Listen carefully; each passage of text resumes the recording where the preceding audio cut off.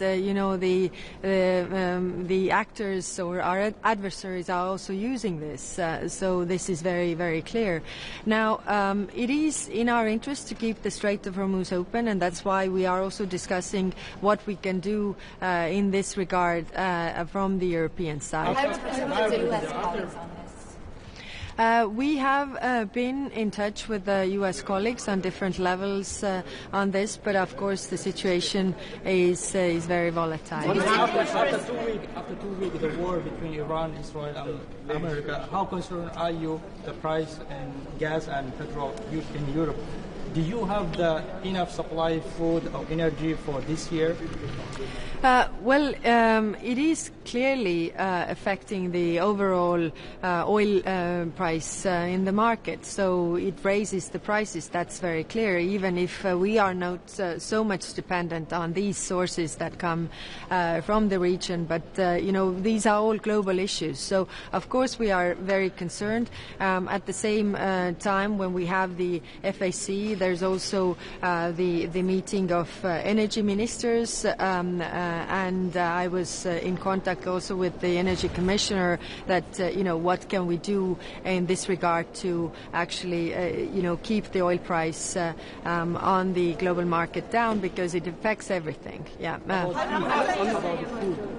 Yeah, and the food as well, because via the Strait of Hormuz, the food supply is equally concerning. And like I said, the fertilizers. So if it goes, or if it is blocked and the fertilizers don't get through, then there will also be food deprivation in Africa, for example. So that's why I also discussed this with the UN Secretary General. One question on Hungary. Do you see? What can you say about Georgia? We know that will be discussed about Georgia. Yes, we are discussing Georgia, and of course the situation is getting more serious, and that's why from the 6th of March we have this implementation of the visa ban for diplomats. But we will discuss what more can we do, because Georgian government is definitely not going to the right direction. You mentioned two sides of this mission about Strait of Hormuz. You mentioned the EU mission, and you mentioned the coalition of the willing. Taking into consideration that having structure of command already in operation, why should you talk about European coalition of the willing? Or is it something the Americans want to take credit for? No, I was referring to the French initiative regarding the, putting together the coalition of the willing. I think these two things could go hand in hand. We already have the Operation Aspides, where we have the chain of command and everything is in place. But I think, if there's also a coalition of the willing, these can also complement each other. But like I said, we will discuss this today during the meeting. Do you see dangerous? How do you want to convince Hungary to push the 90 billion credit for Ukraine? And if it's not going to happen, what's your plan? This is really enforcement of the decisions that have been already made. On the leaders' level, also Hungary agreed to this decision. So it is enforcement of these decisions. I know that President Costa and President von der Leyen are dealing with this. We will also have UCO at the end of this week. So hopefully we will push also Hungary to accept, or not accept, but actually stick to the agreements that they have also made. High Representative.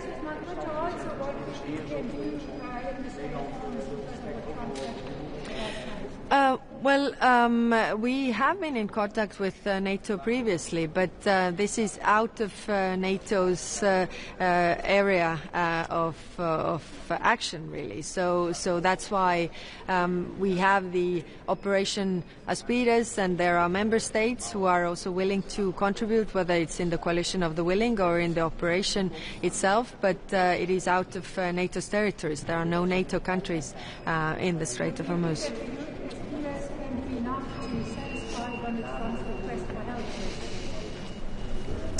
We first have to discuss what the member states are willing to do in the Strait of Hormuz. There is also discussion that there could be element when the big fighting is over. But of course, the needs to open the Strait of Hormuz are there right now. So we will discuss this today. Okay. Representative, please. Do you see these internal domestic Polish discussions about potential Polexit dangerous, especially for EU and especially for Ukraine, as Poland is the main logistical hub for Ukraine? Yes, I haven't followed these discussions in details, but clearly Poland is a very strong European member state and really in the eastern flank, their support to Ukraine, but also being logistical hub for Ukraine has been extremely important. So I hope it remains that way. Good, thank you. Thank you.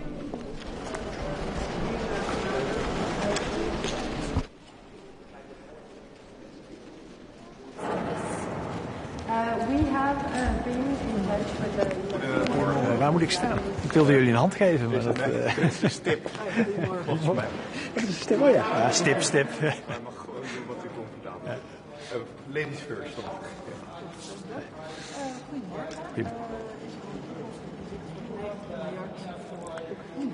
Ja, natuurlijk ligt dat op dit moment op tafel. Die oplossing is helaas nog niet in zicht. Maar u kunt erop rekenen dat wij ook als Nederland eraan zullen bijdragen om die druk ook vandaag weer verder op te voeren. Want een besluit daarover is heel hard nodig. Oekraïne heeft onze steun nodig. Dat een aantal landen alvast een stuk van het geld aan Oekraïne gaat overmaken in aanloop naar een definitief besluit. Natuurlijk liggen in dit soort gevallen alle opties op tafel, maar onze insteek is echt om de druk op Hongarije op te voeren, zodat er uiteindelijk een besluit komt. Wij moeten dit echt als Europa breed samen doen. Dus daar gaan de gesprekken vandaag ook over. Dan Trump. We gaan even de andere kant op. Hij heeft gezegd de NAVO komt in zwaar weer. Als de EU niet, de NAVO komt in zwaar weer als de bondgenoten niet meer gaan doen om de straat van Hormuz te beschermen. Wat vindt u van die uitspraak? Nou ja, we zien natuurlijk, we hebben grote belangen bij wat er in de straat van Hormuz gebeurt, wat er in de brede regio gebeurt. We kennen ook de vraag van Trump en overigens ook vorige Amerikaanse regeringen aan Europa om meer te doen in NAVO-verband. Maar voor deze specifieke actie in de straat van Hormuz, daar gaan we echt verkennen wat er eventueel kan, wat de vraag is, wat er mogelijk is. Dit zijn zwaarwegende besluiten en het moet ook überhaupt mogelijk zijn en impactvol zijn. Dus dat is op dit moment, daar ligt ook nog geen besluitvorming voor. Maar schijnbaar wel een aantal opties, hoorden we net van Callas, rondom de Alspides in ieder geval. Heeft u die opties ook al gezien? Ja, ik ga me ook vandaag laten informeren over die opties, maar er ligt nog geen besluit voor. Toch over dat Trump de NAVO erbij haalt. Is het wel een NAVO-taak of een NAVO-onderwerp? Op dit moment is het natuurlijk zo dat heel veel delen van de wereld, zowel NAVO als niet-NAVO-partners, met zorg kijken naar wat er in de straat van Hormuz, maar in de brede regio gebeurt. Dus dat je kijkt met internationale partners wat er zou kunnen. Dat lijkt me ook logisch. Alleen tegelijkertijd, ik zie ook niet 1, 2, 3 dat als we een aantal schepen sturen dat het opgelost is. Het is een hele gevoelige, hele sensitieve situatie. Dus we eerst laten informeren, kijken wat iedereen wil, wat de wensen zijn en wat er überhaupt eventueel mogelijk is. Ja, nu is u zei het zelf al, die vaarroute is belangrijk voor Nederland. Er varen schepen onder Nederlandse vlag. Het is een vaarroute naar de havens van Rotterdam en Amsterdam. Hoor ik ook goed dat u het niet uitsluit dat Nederland in de toekomst, misschien op een moment als de strijd iets minder heet is dan het nu is, een bijdrage zou kunnen leveren? Nou, waar we op dit moment ons op richten is bijvoorbeeld extra sancties voor in relatie tot de vrije doorvaart, om het zo maar even te zeggen. Dat is waar wij ons op richten. Tegelijkertijd snappen we echt wel dat dit onderwerp op tafel ligt. Nederland wil nergens voor weglopen, maar dit is echt niet zomaar een besluit wat je neemt. En bovendien, we moeten echt eerst laten informeren. Dit is zo sensitief. En zoals ik net al zei, het is ook niet zo dat, kijk, als we een knop zouden hebben en hem indrukken en dan is het opgelost, dan zouden we dat graag doen. Maar dat is nu absoluut niet het geval natuurlijk. Het is een hele gevoelige situatie, kans op escalatie is groot. De gevaren zijn groot in de straat van Hormuz, zolang Iran daar of met zeemijnen of met onderwaterdrones, op wat voor manier dan ook, schepen kan raken. Dus dat betekent dat iedere stap die je zet moet zeer zorgvuldig zijn. Nederland wil het gesprek overal over voeren, maar in dit geval echt wel terughoudend over hier heel snel besluiten over nemen. Ja, vandaag zal dan ook een beetje die discussie gaan over Aspides. Moet je dat uitbreiden? Ook in relatie, begreep ik, tot de straat van Hormuz. Maar dan vraag ik me toch wel af, is de EU de juiste vereniging om dit te doen? Aangezien de Franse president normaal altijd van de Europese aanpak vorige week op Cyprus zei van, moeten we dat misschien in de toekomst gaan doen met Europese en niet-Europese landen? Ja, ik denk als het om onze veiligheid gaat dat we nooit alleen moeten kijken naar de Europese Unie. Dan moeten we dat echt met bondgenoten, ook onder de NAVO bijvoorbeeld doen, maar ook met andere bondgenoten. En laten we daar rustig kijken wat hier mogelijk is, wat de verschillende wensen zijn. En daar ga ik me vandaag ook over laten informeren. Denkt u dat überhaupt de lidstaten het eens zouden kunnen worden met 27 over een uitbreiding van een EU-operatie naar die toch wel gevaarlijke straat van Hormuz? Nou, ik denk dat de geschiedenis heeft geleerd en de toekomst waarschijnlijk ook dat het heel lastig is om over elk onderwerp überhaupt met 27 overeenstemming te bereiken. Dus dat zal over dit soort sensitieve onderwerpen ook zo zijn. When 20th package of sanctions could be adopted against Russia? When 20th package of sanctions could be adopted? Well, we hope as soon as possible, but I don't foresee a solution today. But in the interest of the Netherlands, we try to keep on pressuring Hungary to agree with the package, because we believe that keep pressuring Russia is in the essence the most important thing we can do. Ja, de uitspraken van de Wever, misschien was het net, maar ik was even in de war. Bart de Wever heeft gezegd, laten we vooral onderhandelen als EU met Poetin, ook zodat we de goedkope olie kunnen weer gaan gebruiken. Wat vindt u daarvan? Nou, ik begrijp dat alle collega's de wens hebben om die oorlog zo snel mogelijk te laten eindigen. Maar wij als Nederland vinden echt dat dat begint. En het belangrijkste is gewoon de druk op Rusland opvoeren. I'm from Independent Georgia Media Platform. Yes. As I know today, Germany and France will inform colleagues about Georgia. So how do you estimate the situation? As you know, Georgian people still fighting. I'm looking forward to the information by the colleagues. I will listen to that and in general, how do you estimate the situation in general, we have concerns about the situation, and I will I will inform myself about the information of my colleagues. We have to listen. Thank you. Thank you.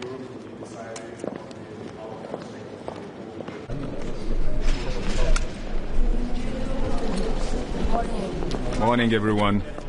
Our main task today is to keep attention on Ukraine. Our attention should not drift to other regions in the world, because the security of Europe will be decided on the outcomes of the war of aggression against Ukraine. So we have to concentrate. And by doing this, we have three tasks today for FAC meeting.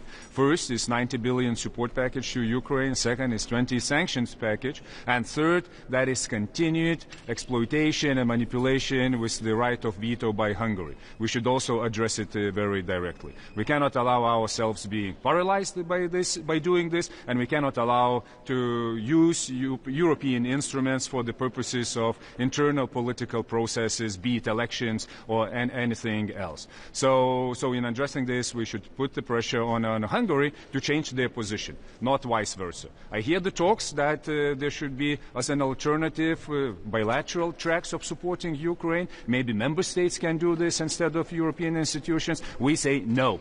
We should continue on what we decided, on what leaders decided last year, and provide Ukraine what we have to. This is to decide between United States, Ukraine, and us, European Union, how the future security arrangements will look like in Europe, what will be the security guarantees for Ukraine. From our side, that's a membership. That's why we have to proceed with this. And the second, that's a long-term financial support to Ukraine. Moreover, what concerns the war against Ukraine, we see that it has the spillover effect ecologically as well. We really condemn Russia's attack on the hydropower plant, Novodniprovsk, in Ukraine. That caused the ecological effect also for Moldova, with the oil spills into the Dniester River and causing the health problems and other risks. We really commend Moldovan's government response to it, and we call for the EU civil protection measures to being introduced in assisting Moldova on this. Moreover, what we will talk about today, that will be also the Russian combatants being banned of entering European Union. We cannot allow war criminals come to European Union, enjoy what we have there, enjoy the sunny holidays and Aperol Spritz in our capitals. This is not the way how it should be done. We should ban the entrance and say that you are not welcome, and it won't be like this, that you can travel across Europe. On Iran, we really condemn the attacks on the Gulf countries, on Cyprus and on other countries in the region. Iran should stop escalating the situation and return to diplomatic track. We also think that following the increasing energy prices, we're all concerned about, of course it will have the effects on our economy. We should not fall into the trap reviewing sanctions on Belarus and Russia. That will be the strategic mistake. There is nothing more expensive than cheap Russian oil. Believe me, we know what it means. That's the loss of political autonomy. That's the gateway for corruption, for political interference, you name it. And that is being the agent of Russia's interests, as we see already happening somewhere in Europe. So we should look for the other solutions and cooperate more with the Gulf countries for providing protection from them. Using this opportunity, I want to thank all the EU member states that assisted Lithuanian citizens to leave the region.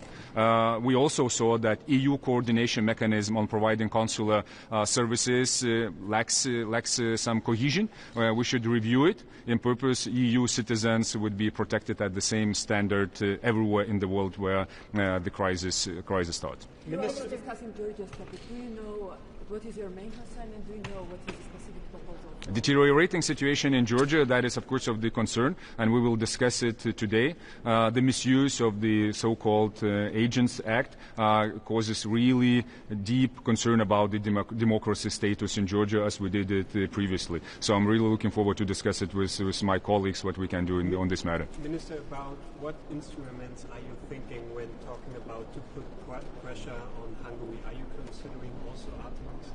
Oh, we talked about it previously, and it's not this exact format, but we have to be very open about it, because what we and then also in today's discussion, what we see that is the behavior that contradicts the principle of sincere cooperation, of solidarity, and of shared security interests. Because what I see in the decisions and proposals and in blocking some initiatives, starting from peace facilities, starting from support to open the negotiations with Ukraine, many things. I see that it goes against the fundamental interest of European Union. Then the main question is whether we are in the same boat, whether we are really connected in the spirit of 42.7 article, and that is the fundamental question. And I really expect that internal political affairs in Hungary won't affect what is our main security interest, what is on our skin. It cannot be like this. Minister, it seems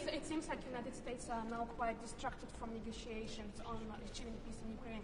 Do you think should Europe step up with its own kind of track of negotiations with Russia, as Prime Minister Bardever, for instance, proposed?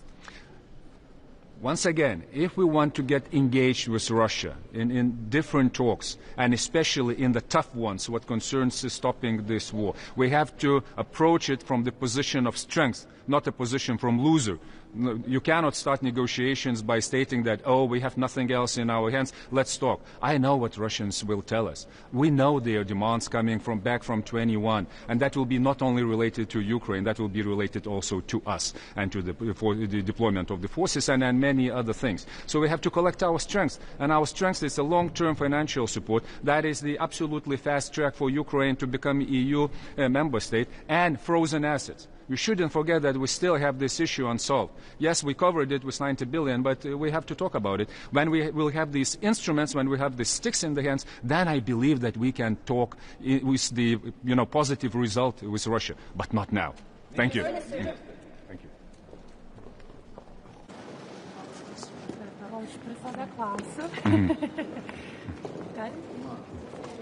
Tai pirmiausia, ministrė, artimieji rytai ir girdėjome Donaldą Trumpą tikintis, kad NATO šalys narės padės užtikrinti Hormūzo sąsiaurio atidarimą, nors jo retorika ne tiek prašymas, kiek labiau tokie pareiškimai, kad tai pakenktų NATO, ar turėtų NATO šalys čia padėti? NATO šalis turėtų svarstyti, kai arba jei toksai prašymas būtų gautas iš Jungtinių Amerikos valstijų, tai nėra vien tik tai vėliavos pakelimas, gerai kažką darom ar nedarom. Reikia matyti ir visą operacinę aplinką ir pajėgumus, kokiais mes galėtume prie to prisidėti. Mes atmesti, be jokios abejonės, tokios minties diskutuoti tikrai negalime.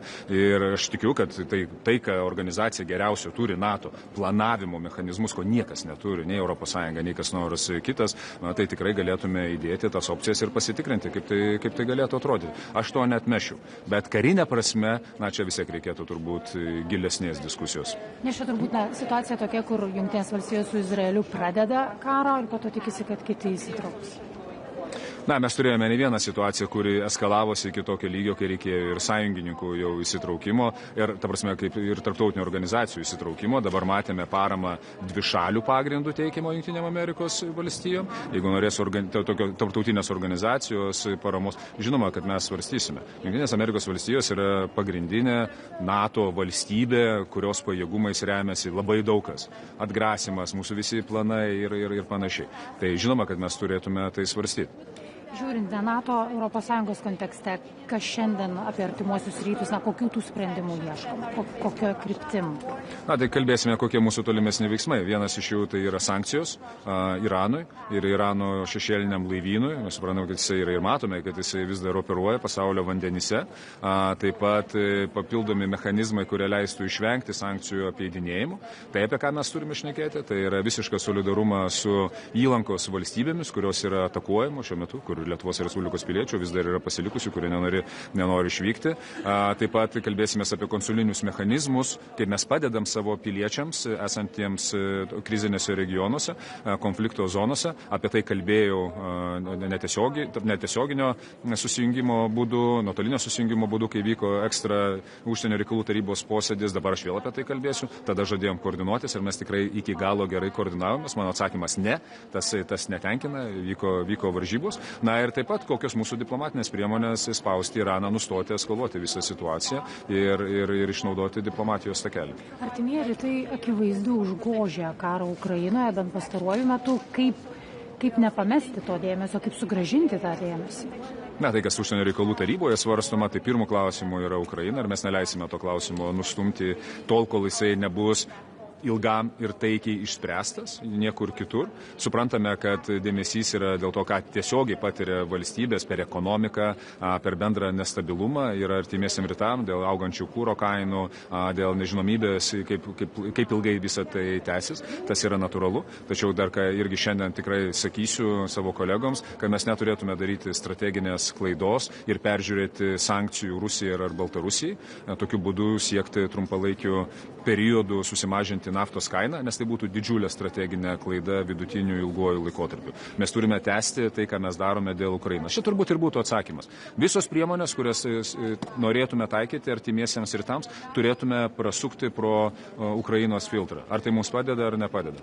Kalbant apie tą spaudimą, ar jūs turite vilties, kad tiek 20 sankcijų paketas, tiek 90 milijardų paskola kažkaip galėtų įveikti tą veto Vengrijos, kol nesibaigs rinkimai Vengrijoje? Yra ir kitokių sprendimų ir apie tai mes irgi šnekamės, tiek teisiškai, tiek politiškai kitokių. Europos komisija gali pritaikyti ir kvalifikuotos daugumos procedūrą, tuo pagrindu, kad jau buvo lyderių sprendimas, kitas pagrindas yra svarstyti kaip ekstra reikalaujantį sprendimą, kai irgi komisija gali greitai reaguoti.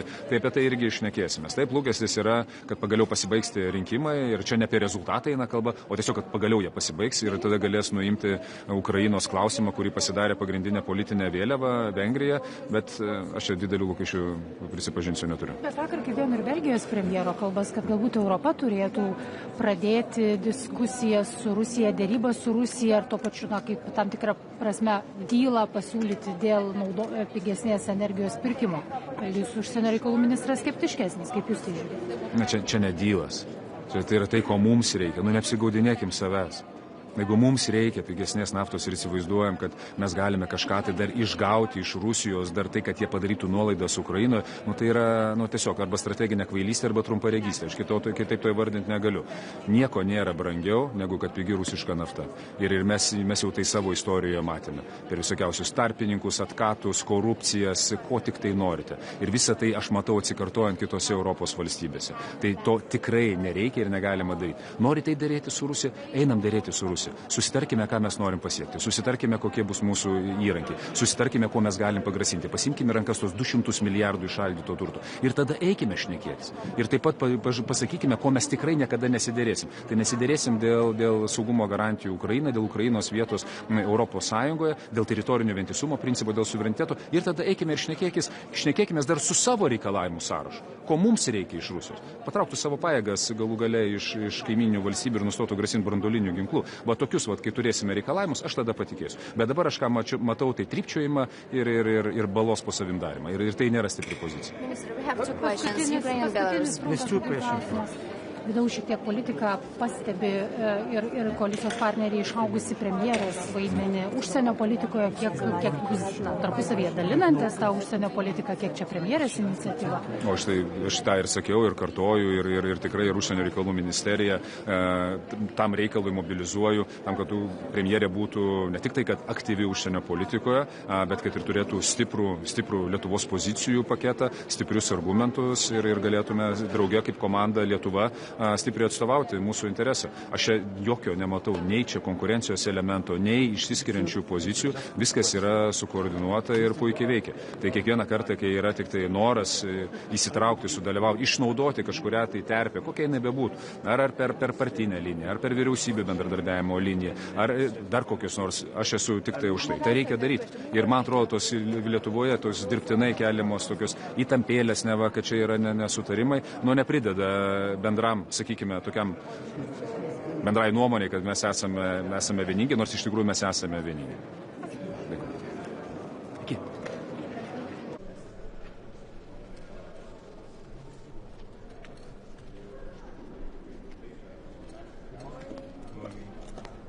Good morning. Important day today at the Council of Foreign Affairs. From Romania's perspective, our key objectives are concerning de-escalation on the situation in the Middle East so that we ensure that the pressure felt on the energy prices for our citizens is just a short-term one and that we have a clear solution going forward. As we speak here today, Prime Minister of Romania has talks back home with oil producers, as Romania is an oil and natural gas producer, and we want to make sure on our own part that we have a solution to keep the prices steady, but also that we are able to contribute to the European solutions to that. In terms of Ukraine's need for support, Romania's position is very clear that the 90 billion loan needs to be dispersed fast, and also it is a good thing that we have decided together in the European Union to prolong for 6 months the current sanctions that are in place for Russia, but more needs to be done to increase the pressure there, especially as Russia now has an extra income source in terms of the oil income that was not at the same level before. So that means for us at the European Union level and Romania's point of view is that we need to continue accelerating the pressure we generate here on the 20th package of sanctions. Also, the conversation with Indian Foreign Affairs Minister is very important. We have met in February on a bilateral talks, and we will continue here at the European Union format. For Romania, the trade agreement is important, especially for our car and digital services industries. This being said, something that has happened this week is that we have seen the unprovoked Russian attack to a Ukraine power plant that has generated an environmental crisis on the Dnistru River in Moldova. I want to commend the Moldavian government for the swift response, and also it is one of the moments where we can provide help through the European Civil Protection Mechanism. This is actually a moment also to say thank you to the team of the European Civil Protection Mechanism, as we have coordinated through that mechanism throughout the last days, also in bringing our citizens back home safely from the Middle East. Romania has been the first country to activate the air transportation capabilities of the European Union Civil Protection Mechanism through the rescue mechanism, together with our teams back home. If you have any questions. Germany's German foreign minister said yesterday that he doesn't really see how it would help to extend ASPIDES, the mission the EU has. What is your position on this, and would you like to have ASPIDES be extended? If I would like to have, sorry? ASPIDES, the sea mission, that the NATO mission for state reformers, would you like to see it extended? Something that Romania has done is that we are not involved in the sea mission you are mentioning. For us, it is very important that we keep a focus when it comes to our naval capabilities on the Black Sea, because that also has its own challenges. But we are ready to contribute to the common conversations in terms of the naval sea mission that you're mentioning. In terms of defense, though, it is very important to understand that the Middle East crisis also generates extra risks outside of the region. Something that we have done in the last days is, together with the United States, we have increased our defense capabilities. Romania has, since 2016, an anti-missile air defense system together with the United States at the Devaselu, and we will continue to provide access for defense non-kinetic support. Minister, today French and German colleagues will inform you about movements in Georgia, so what's your expectations? Because, you know, situation in Georgia, it's not very good regarding to civil society, media, and the movement regarding to European path. Yes, we have been clear about the fact that Georgia needs to take the proper measure to ensure protection of its democracy, of its democratic institutions and processes. We are neighbors of the Black Sea, and in that sense, we are also one of the first European countries that have signed a strategic partnership with Georgia.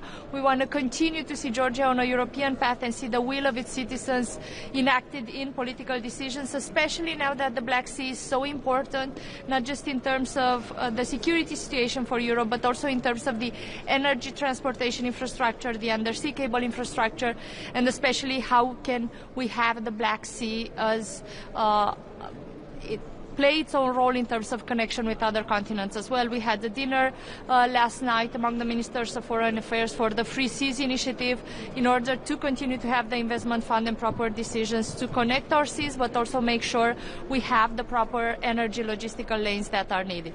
And I think the current crisis on the Strait of Hormuz also shows that it is essential in the next year to develop more and more infrastructure in terms of having alternative flows of energy when a crisis arises in different parts of the world. Minister, President Trump has said that NATO faces a very bad future if U.S. allies fail to assist in opening the Strait of Hormuz. What is your response to that? We have said and will continue to say that NATO is first of all a defensive alliance, and that is the most important part that needs to be focused on. On terms of providing support, as I have said, Romania has agreed to allow the United States that together we increase our defense capabilities, exclusively non-kinetic capabilities, because I think it is also important that once we have these strategic partnerships in place, and Romania and United States have a strategic partnership for a long time, that when it comes exclusively to defensive capabilities, that is something that we can use. Thank you.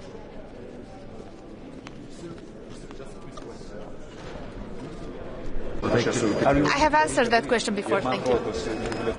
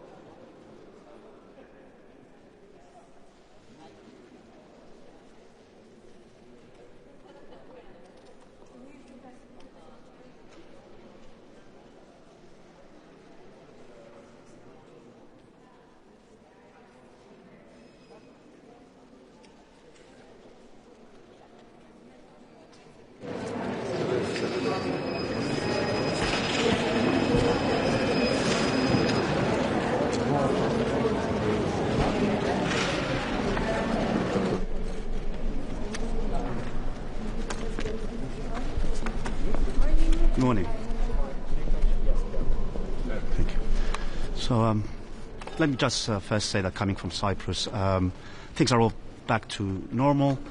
All business, including EU business, resumes, and all informal councils to be held in Cyprus between April and June will be held in the normal way. Cyprus is and remains a safe and secure place to be, and it will always be part of the solution in any crisis around the area or around the EU. With respect to today's agenda, it comes at a timely manner with increasing energy prices. EU is in a difficult situation due to the fact that we do rely on fossil fuels, and we are exposed to external shocks, which is something that we'll be looking at. We'll be concentrating today on the grids package. 650 billion of investment cannot just come about from public money. We need to be considering private investments into our energy infrastructure. We'll also be discussing affordable energy. We'll also look into Moldova and Ukraine. And of course, the message is that the more we invest on our energy, we're investing in our security, we're investing in our competitiveness. Thank you. Minister?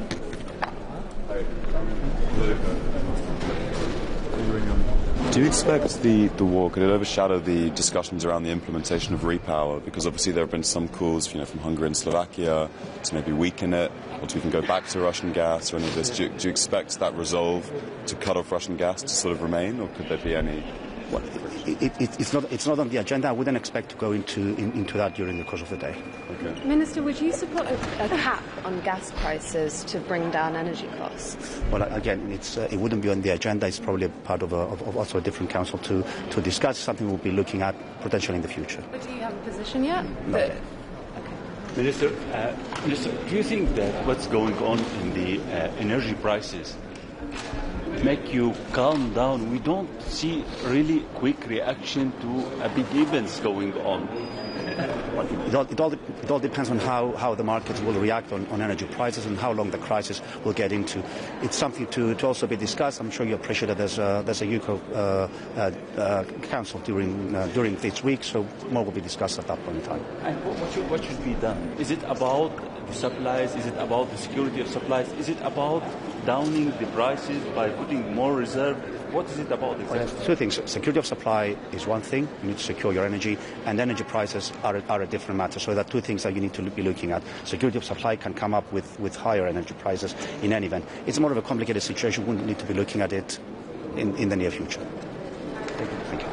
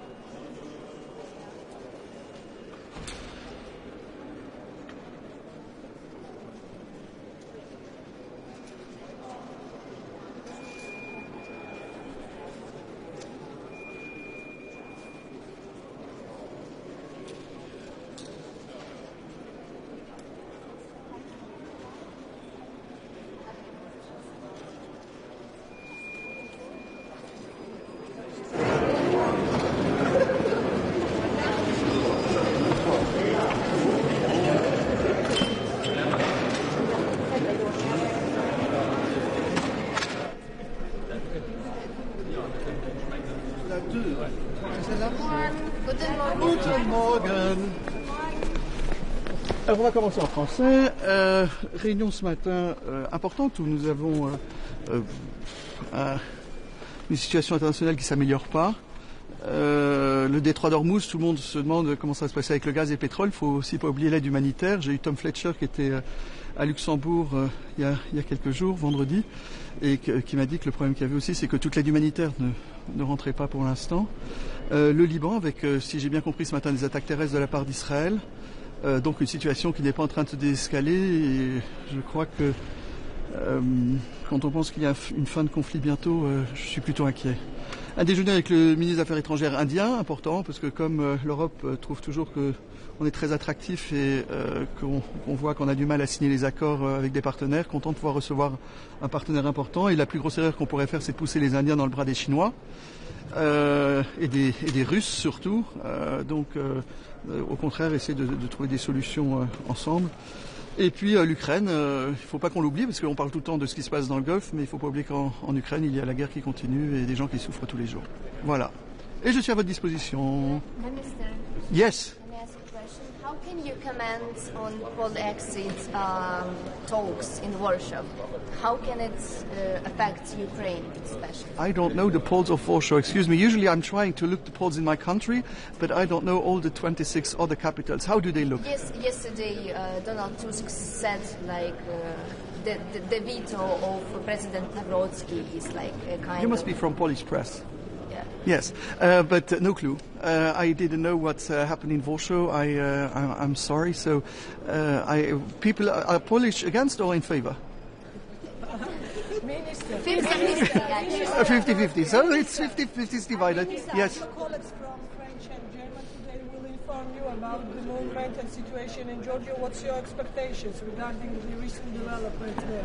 You ask me that question every council, and the thing, nothing changed. The problem is it doesn't go still in the right direction. So you know that I have good contact with Minister of Foreign Affairs, and I regret because the way was a European way, but they always they don't come closer, and that's the problem. Voilà.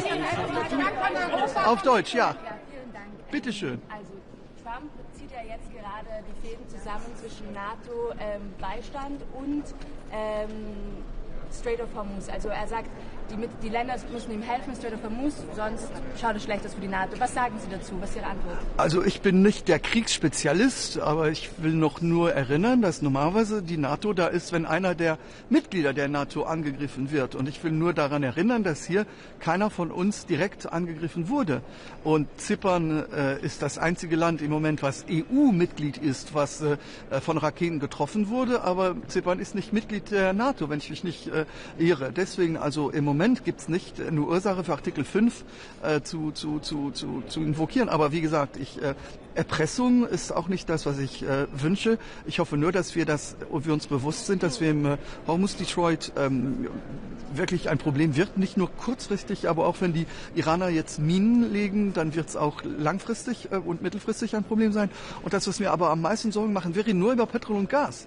Aber Lebensmittel kommen mal nicht durch. Und das heißt, es ist ein Risiko, dass sogar die Leute Hilfsgüter nicht mehr bekommen. Ich hatte Besuch von Tom Fletcher am Freitag und er hat uns gesagt, dass er jetzt verhandeln würde mit den Iranern, damit auch Lebensmittel wenigstens durchkommen. Und das ist ein Problem. Wir reden immer über Wirtschaft, aber man soll auch die Menschen nicht vergessen. Und was in Libanon jetzt passiert, sieht auch nicht gut aus. Also ich mache mir schon sehr, sehr viel Sorgen. Und wenn wir von wirklich Deseskalat reden und dass wir wirklich kein Feuer und wirklich kein Öl aufs Feuer legen müssen, muss ich Ihnen sagen, dass ich das Gefühl habe, dass wir in die falsche Richtung gehen. Also es sieht nicht so aus, als würde morgen wieder alles vorbei sein. Aber wir sollen auch nicht im Hinterkopf vergessen, dass die Ukraine noch gibt. Und ich habe jetzt gestern die Zeitung gelesen, dann steht die Ukraine auf Seite 17 und dann die 10 ersten Seiten sind über Golfländern und über den Iran.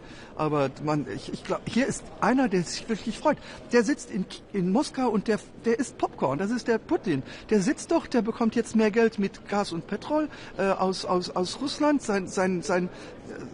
Sein Geld fließt nur rein und ich weiß nicht, ob Präsident Trump sich nicht bewusst ist. Einer sitzt da, isst Popcorn und wird immer reicher und das ist der Putin für sein Land. Und das ist eine Kriegsgeld nachher, die sie benutzen gegen die Ukraine. Das heißt, das soll man auch nicht vergessen. Herr Minister, Fangen wir hier an. No question, yes. sollte die EU jetzt am besten mit Ungarn umgehen? Welche Möglichkeiten bleibt es jetzt noch, Ungarn zu überzeugen, die 90 Milliarden für die Ukraine zu bestätigen? Also mit der Ukraine ist es ja wirklich immer, ich habe das Gefühl immer, wir werden wirklich so beim Teppichhändler. Sehr oft muss man ihnen was geben, damit sie was geben. Letztes Mal, sie haben immer Ursachen. Letztes Mal war es die ungarische Minorität, jetzt ist die Pipeline und die finden immer irgendwelche Ursache. Ich muss Ihnen zugeben, dass ich wirklich, ich bin jetzt im 13. Jahr hier. Ich bin immer mehr der Überzeugung, dass wir bei vielen, vielen Fragen wirklich die qualifizierte Mehrheit brauchen, nicht mehr die Einstimmigkeit. Wir sehen es ja, Ungarn, wir sind jetzt seit seit Jahren sind wir wegen Ungarn blockiert und ich finde, deswegen haben wir auch das Gewicht, das wir haben, weil wir einfach diese Einstimmigkeit haben und also für Kaya ist es schrecklich. Weil die möchte Sachen entscheiden und dann braucht sie die 27 Zusage und das ist wirklich kein einfacher Job und meistens ist das kleinste, geringste, was wir dann fertigbringen, zusammen uns zu vereinen und das ist nicht schön. Also wie gesagt. Would you support changing the mandate of Aspides to allow for an EU operation in the Strait of Hormuz?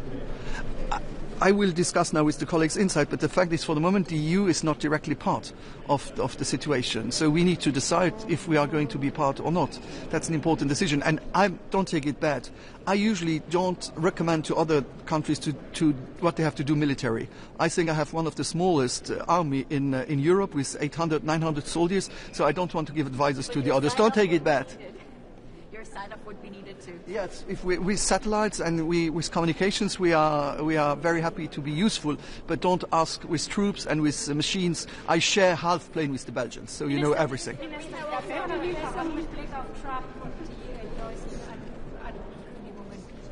Haben Sie Angst, dass jetzt wieder in der NATO zur nächsten Krise kommt, wenn die Europäer nicht helfen? Also eins muss der Mr. Trump aber verstehen. NATO ist vielleicht im Interesse der EU, aber es ist auch im Interesse Amerika.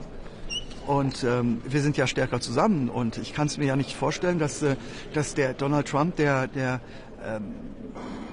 Fossoyeur, wie nennt man das auf Deutsch, der die Leute... Höhere Gewalt. Nein, Fossoyeur, der die Leute begräbt. Totengräber. Ich glaube nicht, dass der Donald Trump Totengräber der NATO sein möchte und er soll auch nicht vergessen, dass wir sehr, sehr viel bei ihm bestellen. Also im Moment hat Europa so viel Verspätung, dass wir sowieso seine besten Kunden sind. Also ich glaube, das ist schon im Interesse der USA, dass wir noch immer die NATO beibehalten und die nicht begraben. Das war richtig, aber kompliziert. Ja. Dass man mit Putin widerspricht, was sagen Sie dazu? Ja, ich habe das immer gesagt. Wenn wir einmal eine Lösung brauchen, müssen wir mit ihm reden. Aber wer? Und wie? Mit wem? Und ich glaube, die Frau Kallas, das wird kompliziert sein. Das ist wirklich sehr schwer. Und ich glaube, man würde der Frau Kallas auch keinen Dienst leisten, wenn man ihr dieses Mandat gibt. Aber es gibt genug Regierungschefs und Präsidenten, die da am Tisch sitzen und bestimmt das gerne machen. Ich habe es vor Jahren gemacht, als ich Regierungschef war. Und da wurde ich kritisiert von Polen und von anderen baltischen Ländern, die gesagt haben, ich wäre zu klein für sowas zu tun. Das ist auch ein Problem, weil diese Leute haben nicht verstanden, dass nicht die Größe des Landes oder die Stärke des Landes die diplomatische Möglichkeit machen, um mit jemandem zu verhandeln. Und die haben gesagt, ich wäre zu klein, ich soll das aufhören. Und für mich ist eben die persönliche Beziehung, die man zu jemandem hat, die wichtig ist. Und ich bin der Überzeugung, dass es bei den Tops irgendeiner gibt, der diese Fähigkeit hat. Aber wenn man nicht redet, wird man auch keine Lösung finden. Und im Moment wir verhandeln und wir sind total abwesend. Also eine gute Lösung ist es auch nicht. Und in welcher Hinsicht kann Europa mit bei Iran mitverhandeln und da vermitteln? Also ich sehe heute, ich habe jetzt ein Treffen, aber heute Nachmittag sehe ich auch mit dem belgischen Außenminister all die Botschafter der Golfstaaten. Heute Nachmittag, damit die uns briefen. Ich habe auch permanenten Kontakt mit den Ländern aus den Golfstaaten, also mit den Außenministern. Ich hoffe, dass es kann wirklich, man soll auch nicht vergessen, dass die iranischen Drohnen Europa treffen können. Man soll das nicht vergessen. Die können bis 2000 Kilometer fliegen. Das heißt, bei uns ist Iran auch eine Gefahr. Und wir sollen und Indien wird uns jetzt erklären, wenn ich richtig verstanden habe, dass sie 2 Boote durchbekommen haben, indem sie mit den Iranern was verhandelt haben. Aber auf der anderen Seite, jeder freut sich, wenn in Iran ein Regime-Change kommt. Aber auf der anderen Seite muss ich Ihnen sagen, ob Venezuela oder jetzt, also internationales Recht ist aber wirklich sehr, sehr klein geschrieben im Moment. Und wenn alle sagen, ja, Hauptsache der Maduro ist weg, Hauptsache der Khamenei ist weg, als kleines Land bin ich der Meinung, dass wir auch internationales Recht verteidigen möchten. Und da hat man schon aber auch ab initio schon ein Problem. Okay, ich muss hoch. Tschüss. I need to leave. Ciao.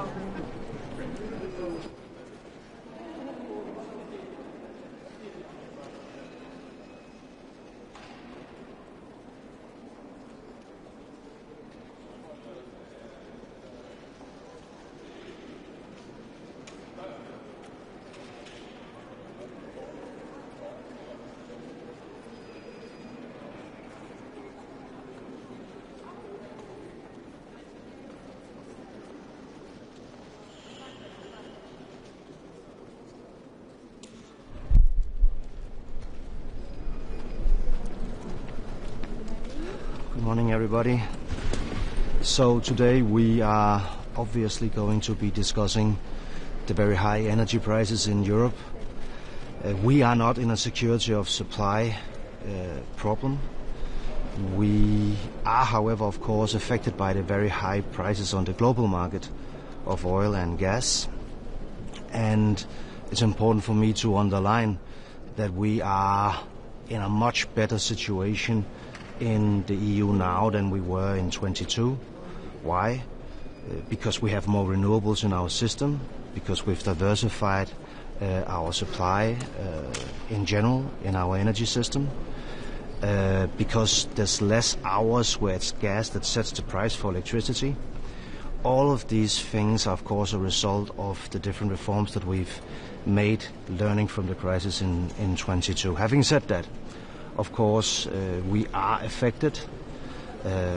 It's important that we stay on track, that we do whatever we can to deploy more renewables faster. And that's also why the discussion today on the grids package is very timely. We know for a fact that there's two things that will bring prices down in Europe. One is more renewables as fast as possible, so we need to get times for permitting down fundamentally, and being more interconnected. The more interconnected we are, the more of an energy union we have, the lower the prices will also be. Yes, a few questions? Commissioner, Druzhba pipeline today is there's a European, but I'm guaranteed the Slovaks. You're meeting them also together with the Croats. The situation has significantly escalated. Do you believe that the pipeline is broken, and are you calling the Ukrainians to support the fact that? I've just had a meeting this morning with the Ukrainians, and they are working as hard as they can to fix the pipeline.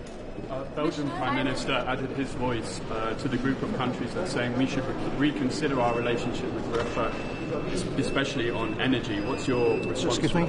The Belgian Prime Minister has added his voice to a group of nations at the weekend saying we need to reconsider our relationship with Russia, and in particular Russian energy. We're missing out on loads of cheap Russian energy as a result of this war. What's your response to that? So we've decided in the European Union that we do not want to import Russian energy.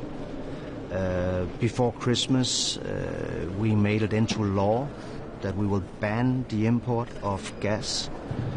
I said also that we will put forward a ban on oil. As you know, we have sanctions on oil already, but 2 countries have derogations from those sanctions. And in my opinion, it's extremely important that we stick to this line. We cannot, in Europe, help indirectly financing Russia's brutal illegal war.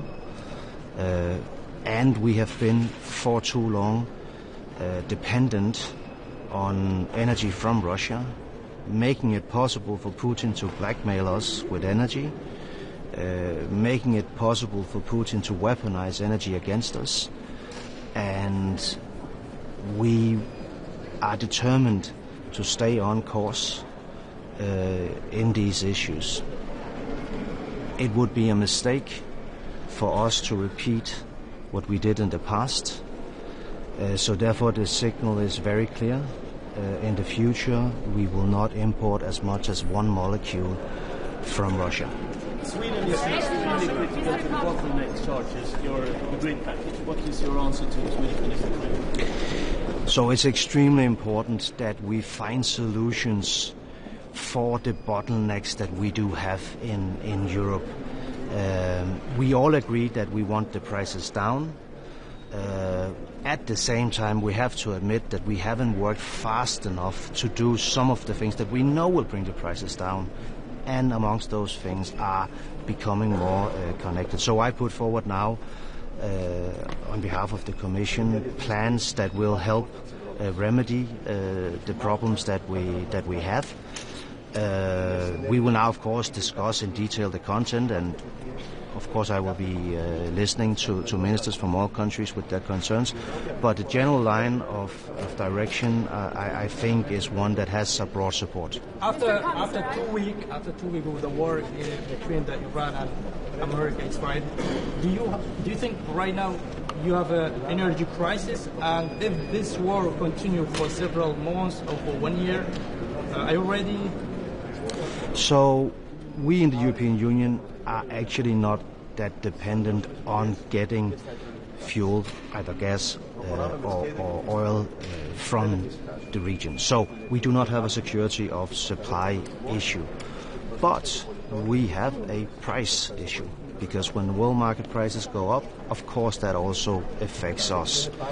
So we are very well aware that we need to not only monitor the situation, as we of course do, we need to also prepare, because the situation can escalate even further, and we need to be ready for also deploying short-term measures to try and help member states in that situation. Last question. Sir, I have a question about Georgia. When it's a moment when the Russia-Ukraine war is ongoing and we see what is happening in the Middle East, do you see Georgia as the main transit country of the Middle Corridor or no? So this is a situation where, of course, we are speaking to all countries in the region, all of our partner countries, all of our neighboring countries, in order for us to maintain the possibility to diversify our energy imports. And that, of course, will continue. Thank you all.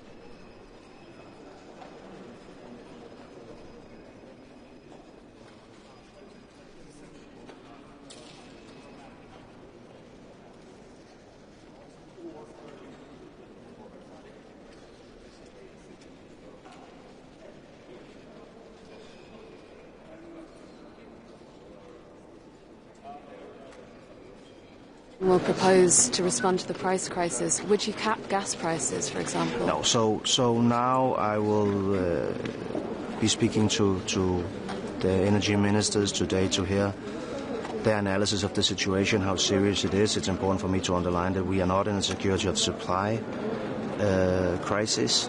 Very important, because that would of course mean the need for other measures. But we are in a price crisis, and the fact that the prices are so high is something that we cannot neglect. So I look forward to discussing this with the ministers today, and of course then later this week the leaders will also meet.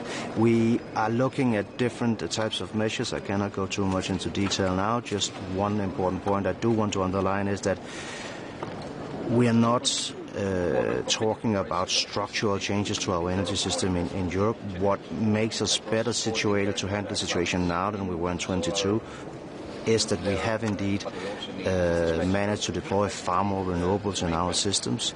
So what we're looking at is targeted short-term measures, but I cannot go too much into detail on that now. Does that mean you're ruling out changing the electricity market design? We certainly have a very clear interest in keeping the electricity market design as it is now.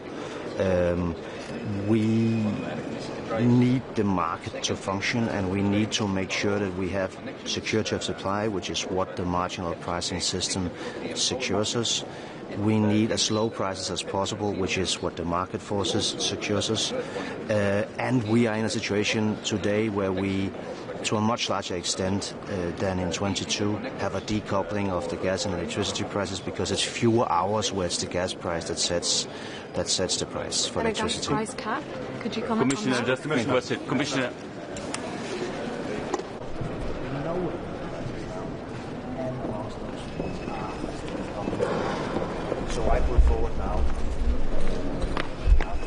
Άλλη μια διεθνής κρίση χτυπά την πόρτα της Ευρώπης, δοκιμάζοντας τα αντανακλαστικά της. Οι τιμές της ενέργειας αγγίζουν κάθε σπίτι, κάθε επιχείρηση, κάθε πτυχή της καθημερινότητάς μας. Η Ευρώπη αυτή τη φορά πρέπει να είναι προετοιμασμένη, με στοχευμένα μέτρα και ευελιξίες για την προστασία των πολιτών και των επιχειρήσεων. Πρέπει να σταθεί στο ύψος των περιστάσεων. Η Ελλάδα το πρώτο δεκαήμερο του Μαρτίου είχε την έκτη χαμηλότερη χονδρική τιμή ηλεκτρικής ενέργειας στην Ευρώπη, χάρη στο διαφοροποιημένο ενεργειακό μείγμα, στις ανανεώσιμες πηγές και στα υδροηλεκτρικά της. Προχωράμε με σχέδιο και αποφασιστικότητα.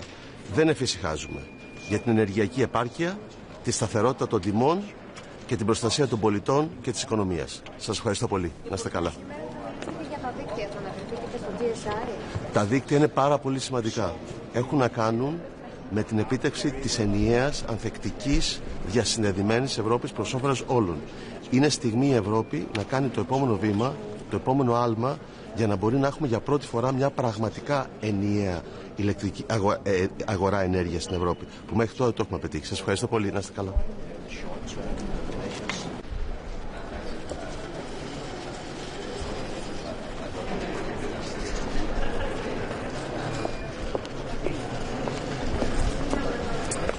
Bonjour à toutes et à tous, évidemment, un Conseil européen sous tous les regards, vu la crise énergétique, singulièrement avec la guerre au Moyen-Orient, qui démontre une chose, la nécessité de créer des capacités de production d'énergie sur le sol européen. Et pour cela, évidemment, on accueille favorablement la note SMR de la Commission européenne, mais également les déclarations de la présidente la semaine dernière au sommet européen de l'énergie nucléaire, au sommet de l'énergie nucléaire à Paris, où elle a déclaré que c'était une erreur stratégique d'avoir quitter le nucléaire et tourner la page du nucléaire. Mais avoir des capacités de production, c'est une chose, mais avoir un réseau interconnecté à l'échelle européenne est primordial. Et c'est pour cela que les discussions sur le Grids Package aujourd'hui seront très importantes. On accueille également cette proposition avec beaucoup d'enthousiasme, bien qu'il reste certains éléments à modifier. Ce sera l'objet des discussions aujourd'hui. Bonne journée.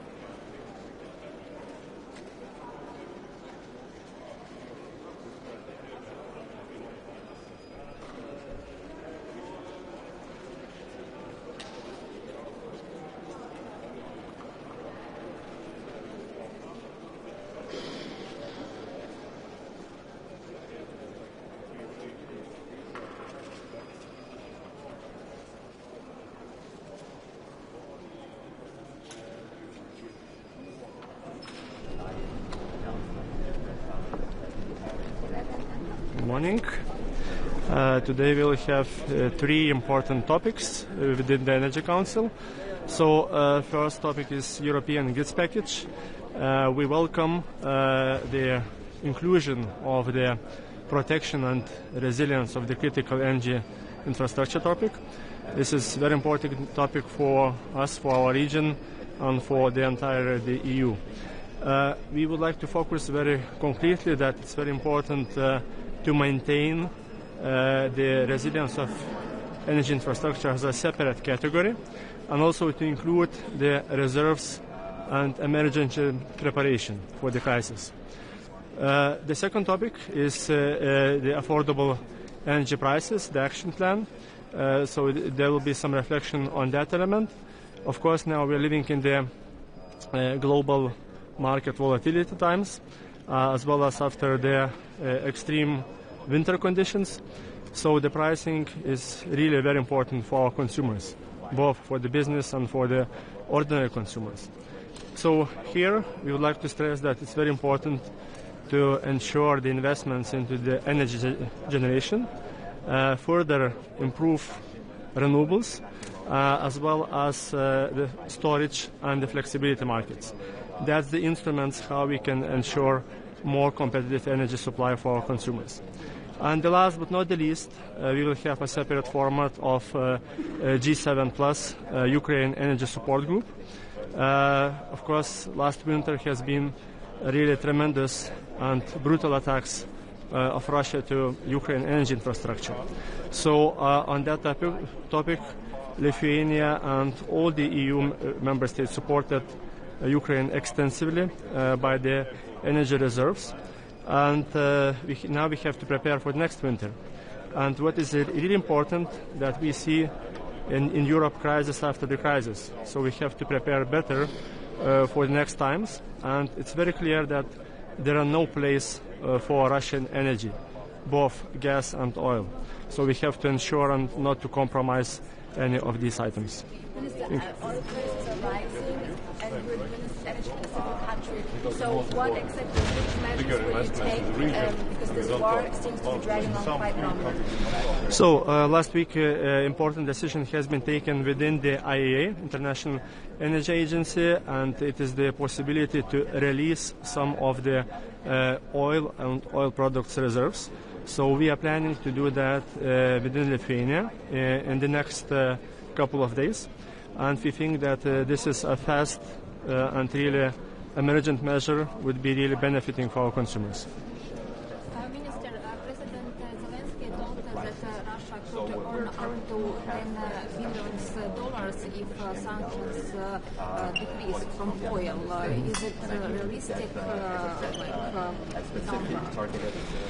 Well, of course, we have different calculations, but the main trend is that actually Russia is benefiting from the current energy crisis, and that's the way, and our message is very clear that we have not to compromise our previous decisions. So Russian gas should be out of the European system.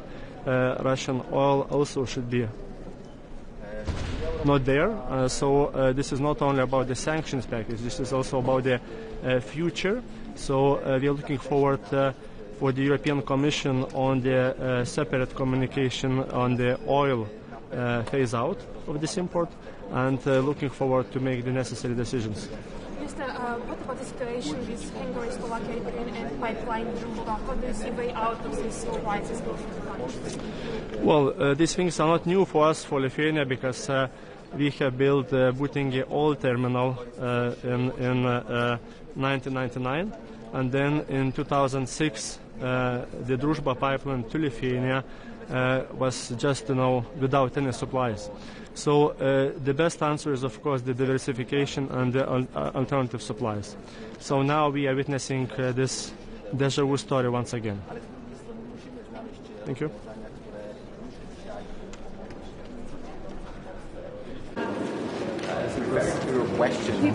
Ministrė, pirmiausiai apie naftos kainas. Ką jūs sakytumėte, kas gali būti padaryta ES mastu? Ar yra tų priemonių ne tik šalių narių atskirų, bet bendrai bendrijos? Tai pirmiausia, didžiausias dėmesys ES paprastai skiriamas būtent elektros kainoms. Tai šita krizė dar kartą parodė, kad naftos kainos irgi yra labai svarbus elementas, nes nuo jo priklauso daugelis iš mūsų sektorių, tai yra tiek transporto, tiek visi kiti ekonomikos sektoriai. Tai jau tarptautinės energetikos agentūros sprendimai yra priimti. ES lygių, ką mes turėtume padaryti, be abejo užtikrinti kiek įmanoma didesnę nepriklausomybę nuo naftos ir naftos produktų. Tai yra yra tvarus, ilgalaikis sprendimas ir tokia kryptimi turime dirbti. Bet tai ilgalaikis, trumpuoju laikotarpiu, čia ir dabar, ar yra kažkokios? Trumpuoju laikotarpiu ES lygių be abejo šitą temą bus diskutuojama ne tik šiandien energetikos taryboje, užsienio reikalų taryboje, bet taip pat ir vadovų taryboje šią savaitę. Tai tokių labai konkrečių instrumentų čia ir dabar nėra. Tai pirmiausia, tai susijęs su valstybių narių sprendimais ir pirmiausia kalbame apie papildomą naftos produktų atsargų kiekio atlaisvinimą. Ta gali daryti valstybės narės. Antrasis aspektas be abejo tai yra ir akcizų politikos, mokesčių politikos ir kiti elementai. Tai čia yra turbūt ir vietos dar aktualesnėms diskusijoms, ką dar mes galėtume padaryti europiniu lygiu. Aš manau, taip pat šiandien diskutuosime apie tai. Jūs kiek anksčiau užsiminėte, kad Lietuva galėtų rezervą turimą atlaisvinti. Kada matytumėte, kad galima tai būtų padaryti? Tai yra čia procesas vyksta šiomis dienomis ir kaip tik rytoj turime specialų posėdį būtent su rinkos dalyviais, pirmiausia Orlen kompanija, nes jie būtent saugo didžiausius rezervus ir sprendimai bus jau šią savaitę. Tai matome taip, kaip tikrai vieną iš būdų stabilizuoti situaciją pačiu artimiausiu metu, o po to matysime. Kažkokią dalį atlaisvinti, viską, ką turime? Tai mes pagal Tarptautinės energetikos agentūros sprendimus turime teisę ir galimybę atlaisvinti 12 dienų visų rezervų tokią galimybę. Kaip tai išdėstysime laikę, tai paaiškės, kaip ir minėjau, artimiausiu metu, nes dilema yra tokia, kad mes turime rasti tinkamą balansą. Būtent jeigu atlaisviname žymiai didesnį kiekį, jis turi didesnį įtaką kainai, bet ta įtaka yra žymiai trumpalaikiškesnė. Tai ir bus ir dėliojama šiomis dienomis. Kaip tai turėtų koreguoti tą kainą? Ar yra paskaičiuota įliejimas? Pirmiausia, tai yra kainos stabilizavimo tikslas. Antras dalykas, tai kaip ir minėjau, priklausys nuo proporcijos. Jeigu, tarkim, yra atlaisvinama į kasdieninį tiekimą po 40-50% paimama iš rezervų, tai gali būti pakankamai reikšmingas pokytis. Kalbame apie 10-15 eurocentų už litrą. Čia pirmiausia kalbu apie dyzeliną, nes būtent jo kaina auga labiausiai. Jūs minėjote 12 dienų, kiek Lietuvoje yra tos 12 dienų, kiek mes suvartojame per 12 dienų? Tai visi bendri rezervai Lietuvos yra 650 tūkstančių tonų ir būtent čia yra 90 dienų rezervas. Tai proporcingai tas 11-12 dienų yra 80 tūkstančių tonų. Tai yra tokia apimtis ir čia mes turime galimybę pasirinkti būtent į kurią sritį fokusuotis. Tai yra ar benzinas, ar dyzelinas, ar pati nafta. Tai šie sprendimai kaip tik dabar yra diskutuojami ir aš manau, kad ką bent jau galima padaryti iš vyriausybės perspektyvos, iš energetikos ministerijos perspektyvos, tą padarysime jau šią savaitę. Dabar, energetikos šiokiai tokį vis tiek krizį vykstant, girdime tikrai iš ne vienos šalies politikų lyderių kalbas apie, kad galbūt laikinai vėl reikėtų rusiškos energetikos, pigesnės ir naftos dujų. Žinome, kad nuo vakar ir šiandien jūs mane patikslinsite, įsigaliojo iš dalies draudimas dėl dujų pirkimo, dar dalis turėtų būti. Ar dujos yra nebegrįžtamas procesas, ar, matant nuotaikas kai kurių lyderių, sakyti, čia dar gali visko? Tikrai tai yra tokie trumparegiški sprendimai apskritai diskutuoti tokią temą, nes Europa jau pasirinko labai aiškiai kryptį, tai yra atsisakyti priklausomybių. Ir praeitos krizės metu, 22-23 metų, energetinės krizės metu, mes jau tikrai išmokome tas pamokas. Tai tikrai neturime žiūrėti atgal ir netgi diskutuoti apie tokią galimybę. Dėl dujų sprendimai priimti, yra teisės aktai, yra privalomi įgyvendinti dalykai ir Europa dujų tiekimo atsisakys. Ta patį turime padaryti ir naftos klausimų, kalbu apie rusiškos naftos tiekimą ir aš tikiuosi, kad artimiausiu metu būtent Europos komisija pateiks savo pasiūlymus, kuriuos per artimiausius pirmininkavimo laikotarpius galėsime tikrai priimti. Sakytumėte, kad gali išaugti artimiausiu metu rusiškos naftos vartojimas, turint omeny, kad baiminamasi dėl kainų? Pirmiausia, turime suprasti tai, kad iš tiesų tai yra daug yra faktų, kuomet netgi esant apribojamams tam tikriems draudimams, Rusijos šešėlinis laivynas arba kitomis priemonėmis randa būdus, kaip būtent tą naftą patiekti arba naftos produktus į ES šalis. Tai mes kaip tik turime stiprinti atgrasymą, kad tokių galimybių būtų vis mažiau. Quick question, Minister. Yes. The international community used the oil reserve to calm down the prices, but we see that whatever is happening, this oil prices has never been calmed. What should be done to calm it down exactly? Is it about supplies or is it about extra measures should be taken? So first of all, of course, there are no one single solution to that crisis. We have to discuss and to take decisions on the various instruments. So first of all, what is really important that last week International Energy Agency took the decision to voluntarily contribute for the member states and to allow some of the reserves to be within the market. I would like to stress very clearly this is a historical decision. Of course, this is not the first time because it's the sixth time when the agency is taking such a decision, but on the reserve levels, this is unprecedented element, unprecedented decision. So this is important element for the as a emergency measure, as a fast track measure. For the future, of course, we have to look on all the other elements. But of course, it's very important to ensure that the oil flows should be ensured. So that's really important, main sustainable decision for the future. So all these elements should be going together. And just quickly, because when you say these elements should be taken together, but do you think that there is an emergency situation now? Is it an emergency situation or just we can calm down? So first of all, we have to just to confirm that there are no emergency situation for the supply of oil, but concerning the prices, we have the global market volatility, and this is really important to ensure the competitive prices for our consumers. So from that perspective, it has been really a delicate but important decision by the International Energy Agency to confirm that from the pricing perspective, this is really the crisis situation. And that's why these measures should be taken. Thank you, Minister. Thank you.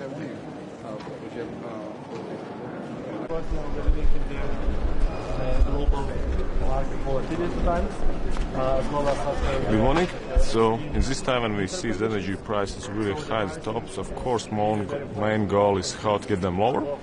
We see for a short time it's definitely renewable energy. For a long time we must produce more our own energy. If you talk about energy price, what we can, it's more and more our own renewable energy generation powers. It's one of them, but second, what's most important, we must learn from our history, from our experience. We have in Baltic states problems with Estlink 2 international cable, and invest a lot in interconnections, in generation powers, but second, we must invest, protect our generation powers. And the second one, even more important, the one part is invest in the made, but second is it's really hard to protect it, but even more important is how fast you can fix it and get back on track. With Estlink 2 cable, we see that more than half a year to repair the cable. It's really long time. It's make huge impact on the market, and those are two topics where we must go. First, more energy production in our own countries for be reliable in our own hands.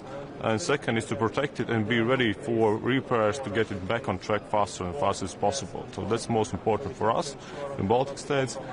And we must be more renewable all together in Europe, the same direction, the same goals. Because the most important is to get bigger investments in the region, and we don't talk about only some few countries, we must talk about all together. If that's our power, we can go forward together. Thank you. Energy Agency and oh no.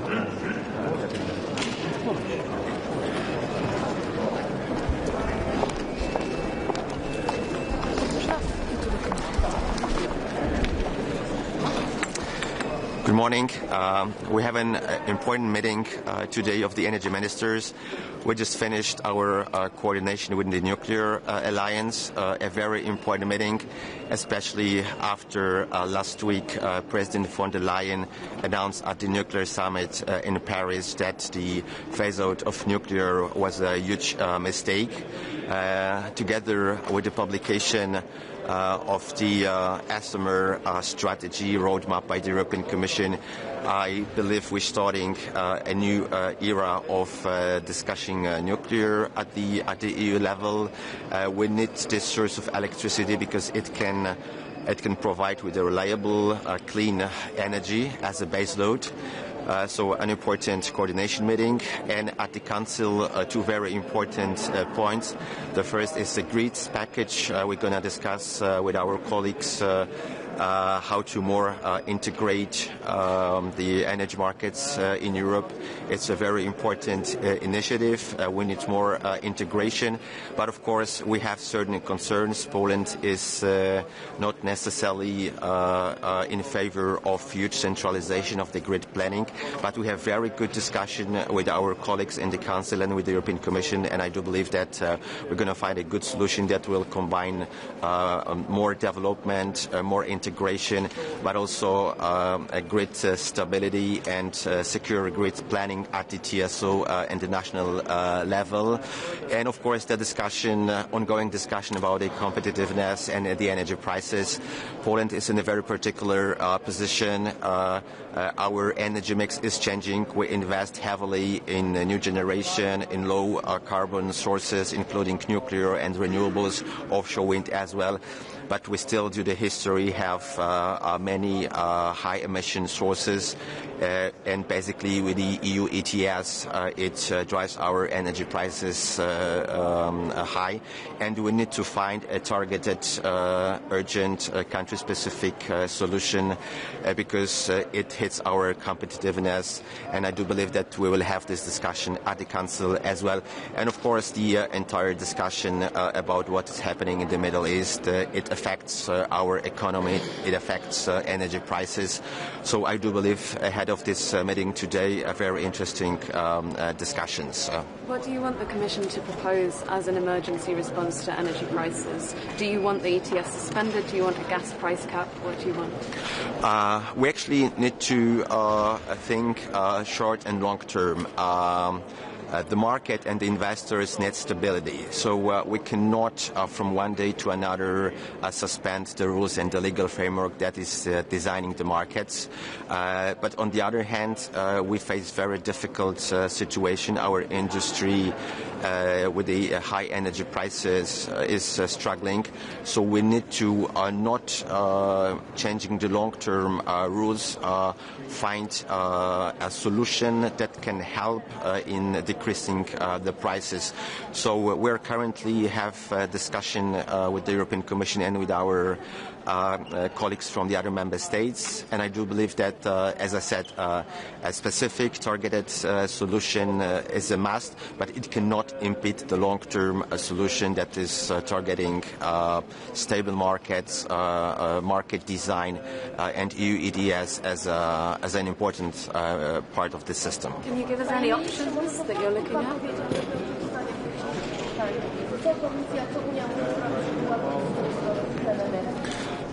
Unia Europejska ma do dyspozycji oczywiście szereg instrumentów.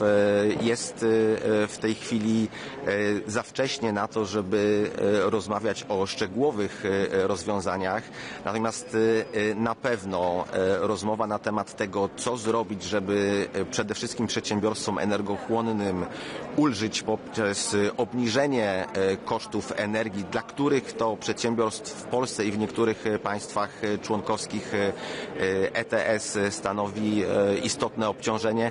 To jest coś, o czym rozmawiamy. Musimy znaleźć rozwiązanie mądre i pragmatyczne, takie, które nie zaburzy systemu, które nie spowoduje, że inwestorzy obrócą się plecami do inwestycji w Europie, dlatego że potrzebujemy setki miliardów inwestycji po to, żeby zwiększać ilość źródeł niskoemisyjnych, ale z drugiej strony musimy znaleźć rozwiązania, które już dzisiaj pomogą przedsiębiorstwom przedsiębiorcom w Polsce i w Europie. Referring to your question, introducing price caps or phasing out ETS or stopping the clock on ETS, it's a difficult proposal because you have to also remember that many state budgets are profiting of high prices of ETS, so we cannot cut the revenues from one day to another. You need to balance the system, you need to balance the objectives and find the pragmatic targeted solutions. That's very difficult, but I'm confident that we will find it. Jaka jest, panie ministrze, polska pozycja, jeżeli chodzi o reformę mechanizmu ustalania cen za energię elektryczną? Tutaj dokładnie patrzymy na to tak samo. Zmiana marginal pricingu z dnia na dzień spowoduje, że szereg inwestorów, którzy planują inwestycje energetyczne na lata, będzie mieć zupełnie zmieniony system, w jakim funkcjonuje. Musimy, patrząc na to wszystko, znaleźć takie rozwiązanie, które da natychmiastową wręcz ulgę, ale z drugiej strony nie zaburzy długoterminowych sygnałów inwestycyjnych. Czyli wykluczenie gazu i węgla jest brane pod uwagę przez Polskę? Jako rozwiązanie, tylko i wyłącznie jako rozwiązanie tymczasowe. Natomiast zwracam uwagę na to, że w Polsce gaz nie jest problemem. Problemem jest koszt ETS-u. Mamy najwyższy koszt ETS-u w Europie, odzwierciedlany w cenach energii. Thank you.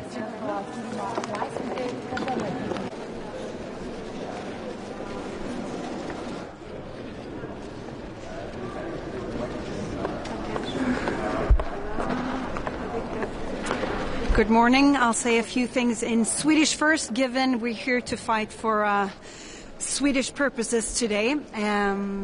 Viktig dag. Det är extremt mycket som står på spel för Sverige. Sverige har på många sätt verkligen varit EUs absolut bästa vän och är bäst i klassen ur många perspektiv. Vi har nästan ett helt fossilfritt energisystem och elproduktion. Vi exporterar otroligt mycket. Vi är en av de minst importberoende och vi är ett av de EU-länder som är liksom mest sammankopplat inom EU. Precis det som den Europeiska unionen har efterfrågat.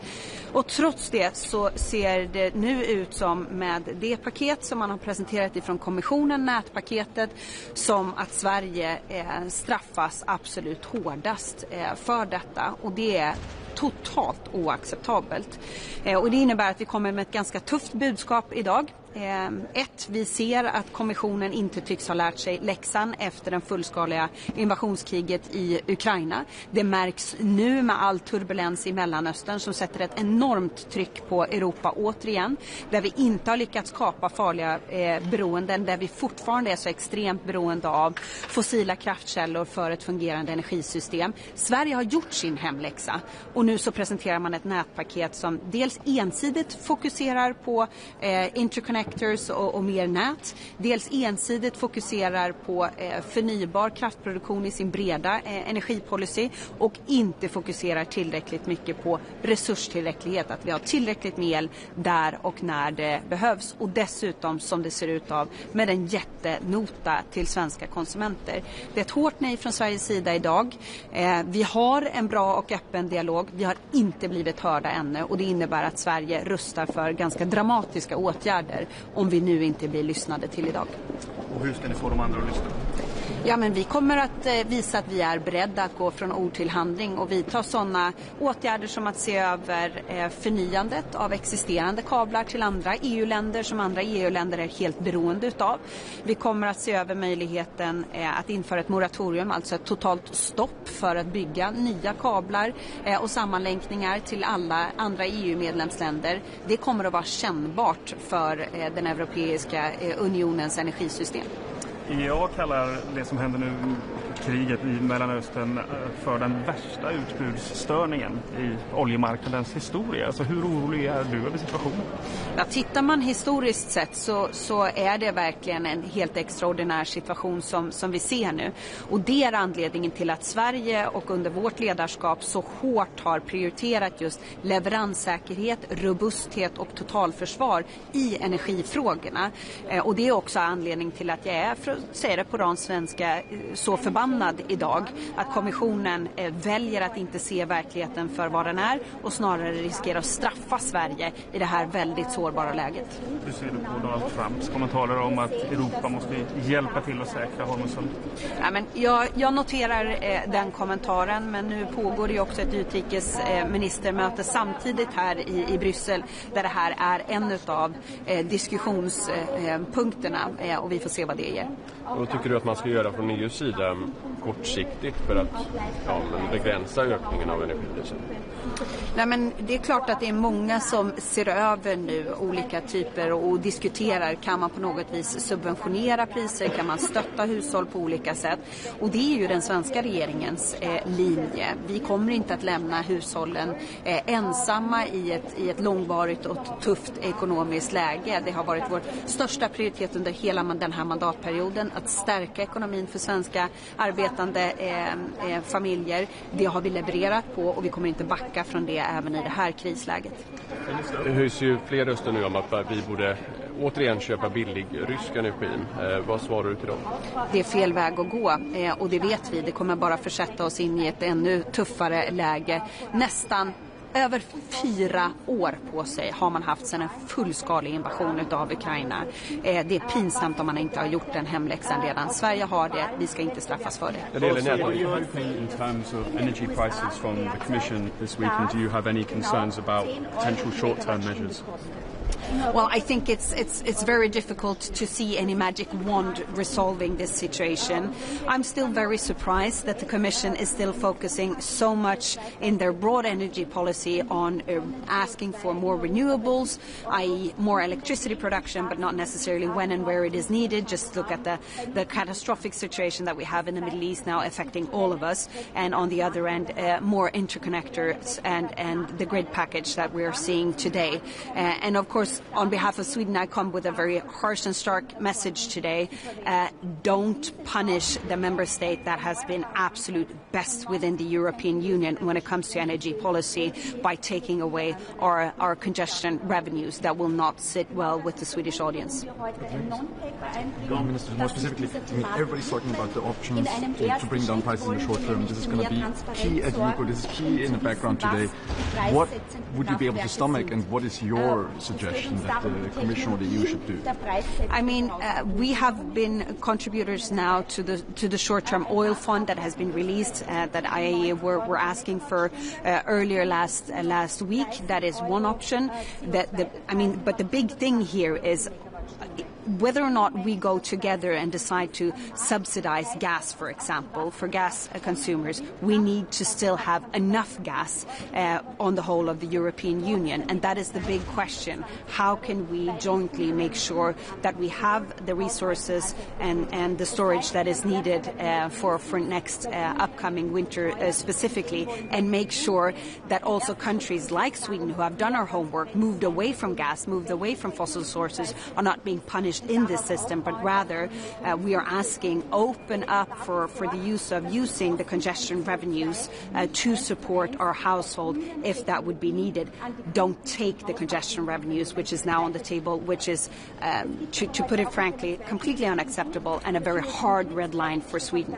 Ser du något annat land som stöttar dig vad gäller flaskhalsen? Ja, och jag ska säga att även om Sverige är ganska ensam om att ha den här situationen som vi har med 4 olika prisområden med väldigt stora prisskillnader dessutom, därför att det är skillnad på var människor bor och var vi har mycket elproduktion.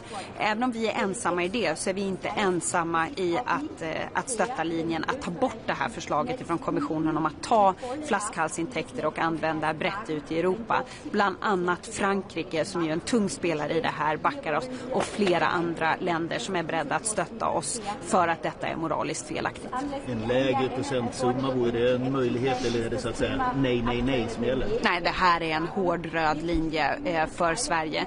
Vi kan tänka oss andra varianter där de här flaskhalsintäkterna blir så att säga lösare i hur de får lov att användas. Men det här är svenska pengar, de ska användas för svenska intressen i Sverige eller på svenskt initiativ ihop med andra länder. Det är en hård röd linje, och det är anledningen till att vi nu hotar att gå ifrån ord till handling med ganska radikala åtgärder som kommer att vara kännbara för andra EU-medlemmar medlemsländer där vi helt enkelt kommer se över vårt engagemang i den europeiska energiunionen om inte vi blir hörda här. Kommissionen kritiserade Sverige förra veckan för att inte ha lämnat in planer på nationella renoveringsplaner i tid. Har du någon kommentar på det? Nej, vi har en bra dialog med kommissionen och vi kommer att leverera våra delar, men konstatera att Sverige utmärker sig alltjämt som absolut bäst i klassen. Sen har det funnits vissa snäva tidsramar på en del EU-beslut. Vi kommer att reda ut det. Är det främst Danmark som skulle drabbas av om Sverige stänger av kablarna? Ja, och då kan man ju notera att energikommissionären på EU-nivå också är dansk. Men det är klart att, och vi har ju varit väldigt tydliga med våra grannländer, vi har inget intresse av att straffa dem. Men vår uppgift måste vara att se till Sverige först. Och vi har hittat en väg under alla dessa år där vi både så att säga värnar svenska intressen och gynnar europeiska intressen. Men i och med att vi har varit en god spelare i det så kan nu vi plötsligt inte straffas så hårt som vi ser. Men det är klart att vi är en så stor exportör i relation till vår befolkning att det skulle få en större påverkan på hela det norra systemet. Just last one. Belgium's Prime Minister has added his voice to a group of countries that says we need to reconsider our relationship with Russia and particularly Russian energy supplies given the Iranian war and the fact that Russia can supply gas much more cheaply. What's your response to that, and are you worried that this is going to build in momentum the longer the crisis goes on? Russia is slaughtering innocent lives in Ukraine every single week. We will not buy gas from Russia. We will not fuel the Russian war machinery. If that is the way that member states are choosing to go now, I don't even have words. I don't even have words for that. We saw what they did with Crimea. We have seen every single step that Russia has moved along, and then the full-scale invasion. If we respond in this time of need and crisis by reversing that decision to move away from Russian dependency, then our word will not be worth anything moving forward. Then we've completely lost our moral compass. To me, the European Union is more than a union on steel and coal, more than an energy union. It is a union on values, and we need to show some proper backbone in this situation. Thank you.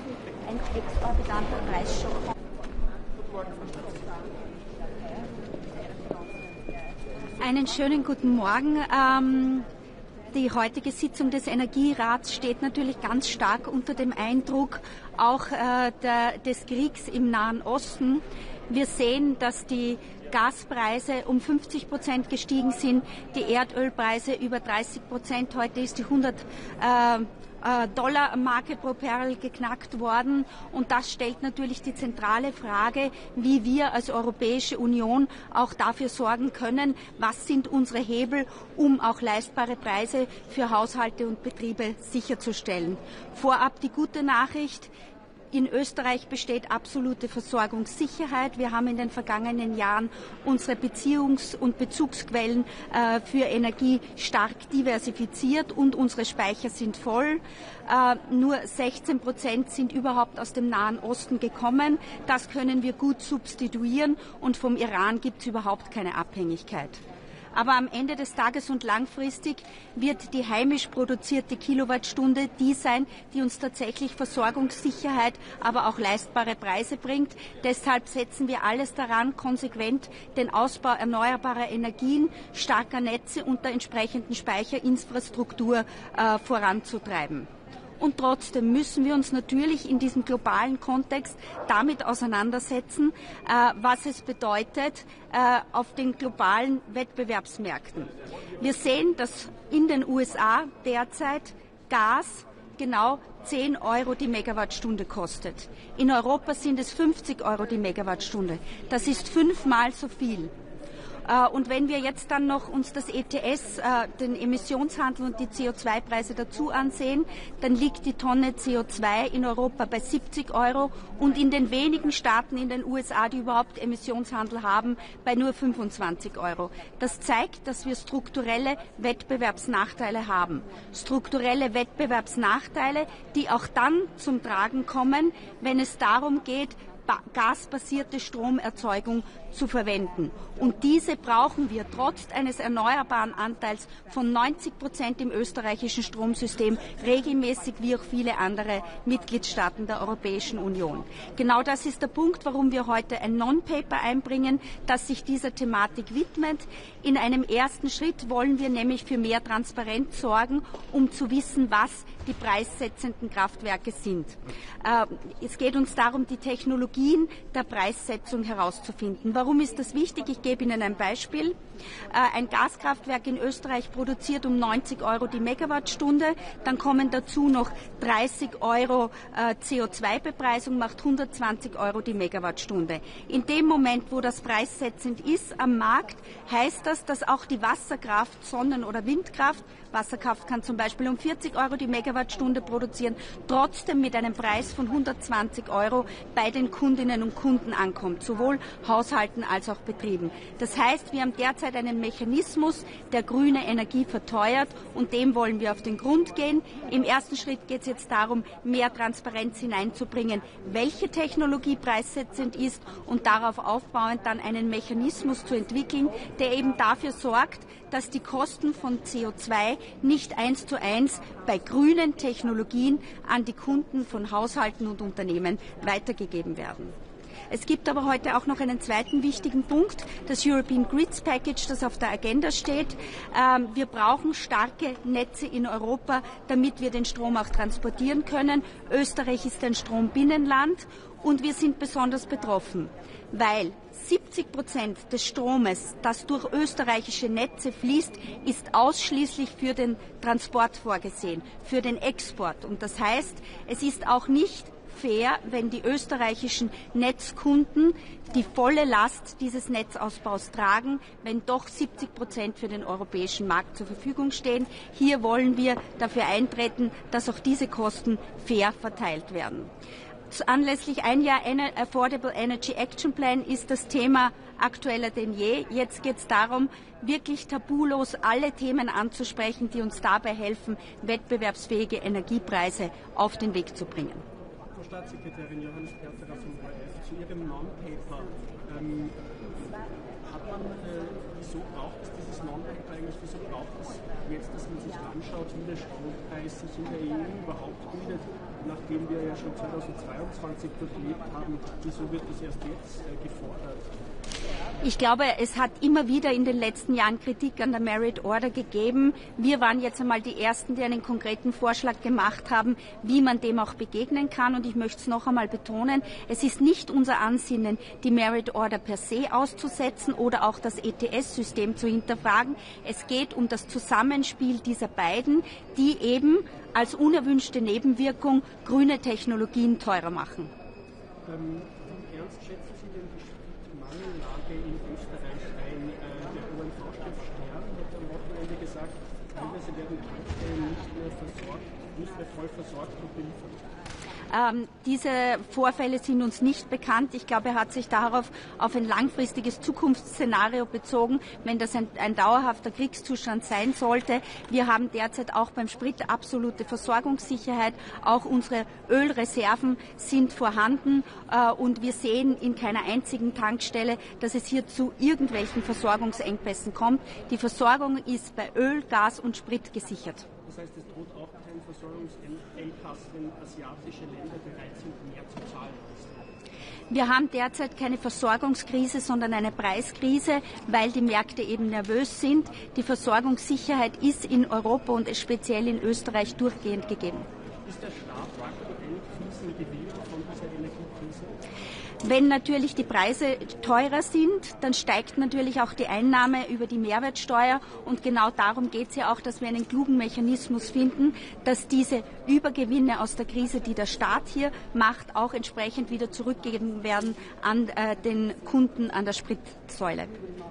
Ab 1. April soll es ja neue Stromtarife geben. Können Sie mir erklären, wie viel Geld sich die Österreicherinnen und Österreicher sparen sollen? Welchen Tarif? Es wird ab 1. April bis September den sogenannten Sommertarif geben. Das heißt, die Netztarife werden in der Zeit zwischen 10 und 16 Uhr um 20% günstiger sein. Und all jene, die sich in ihrem Verbrauchsverhalten genau daran anpassen und stromverbrauchende Geräte, sei es das Laden des Elektroautos, sei es die Waschmaschine, den Trockner oder andere Geräte, genau zu dieser Zeit laufen lassen, werden sich automatisch diese 20% sparen. Eine Nachfrage noch: Energiekrisenmechanismus, der SPD fordert, dass dieser eingeführt wird. Wie sehen Sie das? Es ist auf jeden Fall wichtig, wir haben uns auch dazu committed, dass uns nicht das Gleiche passiert wie 2022, dass wenn tatsächlich ein exorbitanter Preisschock kommt, dass das durchgereicht wird an die Konsumentinnen und Konsumenten. Wir haben uns dazu committed, dass es einen Fixtarif von 10 Cent im Krisenfall geben soll. Wir sind jetzt dabei, die detaillierten Parameter auszuarbeiten, dass das funktionieren kann. Ich möchte aber daran erinnern, dass 2022 wir nicht von einem Gaspreis von 50 € gesprochen haben, sondern in etwa von 330 €. Das heißt, wir sind von dieser Art von Krise noch sehr weit entfernt. Allerletzte Frage: Was wird denn die Regierung jetzt in Österreich in den nächsten Tagen kurzfristig machen in dieser Energiekrise? Also manche Ökonomen sagen, es ist noch zu früh, um einzugreifen. Die Ökonomen haben völlig recht. Es ist noch zu früh, um einzugreifen, weil wir noch nicht alle Parameter kennen. Wir müssen jetzt genau beobachten. Das tun wir seit Beginn an des Ausbruchs dieses Krieges, dass wir eine Taskforce eingerichtet haben, die alle Parameter täglich überprüft, inklusive der Lieferketten und andere Betroffenheiten, ausgenommen von Öl und Gas. Was wir noch tun und ab heute in Kraft ist, dass an den Stellen nur mehr 3-mal in der Woche die Erhöhung durchgeführt werden kann. Gesenkt kann jederzeit werden. Und wir haben natürlich uns auch schon committed zur internationalen gemeinsamen Aktion, die Ölreserven freizugeben und damit auch natürlich schon ein Signal an den Markt gesendet. Allerletzte Frage: sollte der OMV-Chef hat am Wochenende vorgeschlagen, dass man langsamer fahren sollte, damit Sprit sparen. Wäre das eine Maßnahme, die Sie empfehlen würden? Energieeffizienz ist immer eine Maßnahme, die uns hilft, egal ob es bei der Gebäudesanierung ist, ob es dabei ist, das Licht auszuschalten, wenn man nicht in einem Raum ist, und genauso hilft es auch, wenn man mit weniger km/h fährt. Auch das spart natürlich Sprit und das kann man immer zusätzlich machen. After 2-week war in Middle East, how concerned are you if this war continue for several months or for 1 year? Are you ready for that? Wir werden die Situation genau beobachten. Grundsätzlich sind wir natürlich gerüstet. Wir setzen sehr stark auf den Ausbau erneuerbarer Energien. Alleine im Strom sind wir zu 90% bereits von Renewable Energy versorgt. Vielen Dank.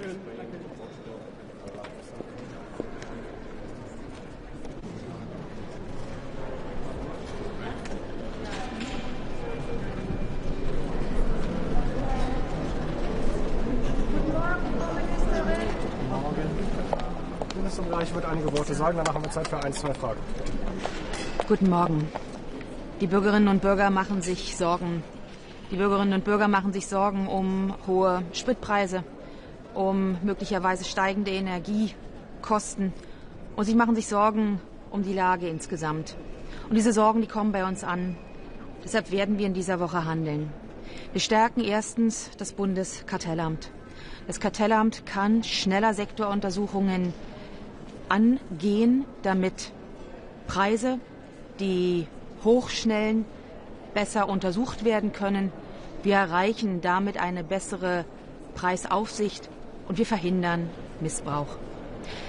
Zum Zweiten regeln wir, dass Tankstellen ihre Preise nur noch einmal am Tag erhöhen können. Damit verhindern wir unkontrollierte Preisaufschläge über den Tag. Und zum Dritten sind wir Teil einer internationalen Initiative. Zusammen mit Ländern, die in der Internationalen Energieagentur zusammengeschlossen sind, werden wir unseren Beitrag leisten, einen Teil unserer Ölreserven in den Markt zu geben, um Preise nach unten zu bekommen.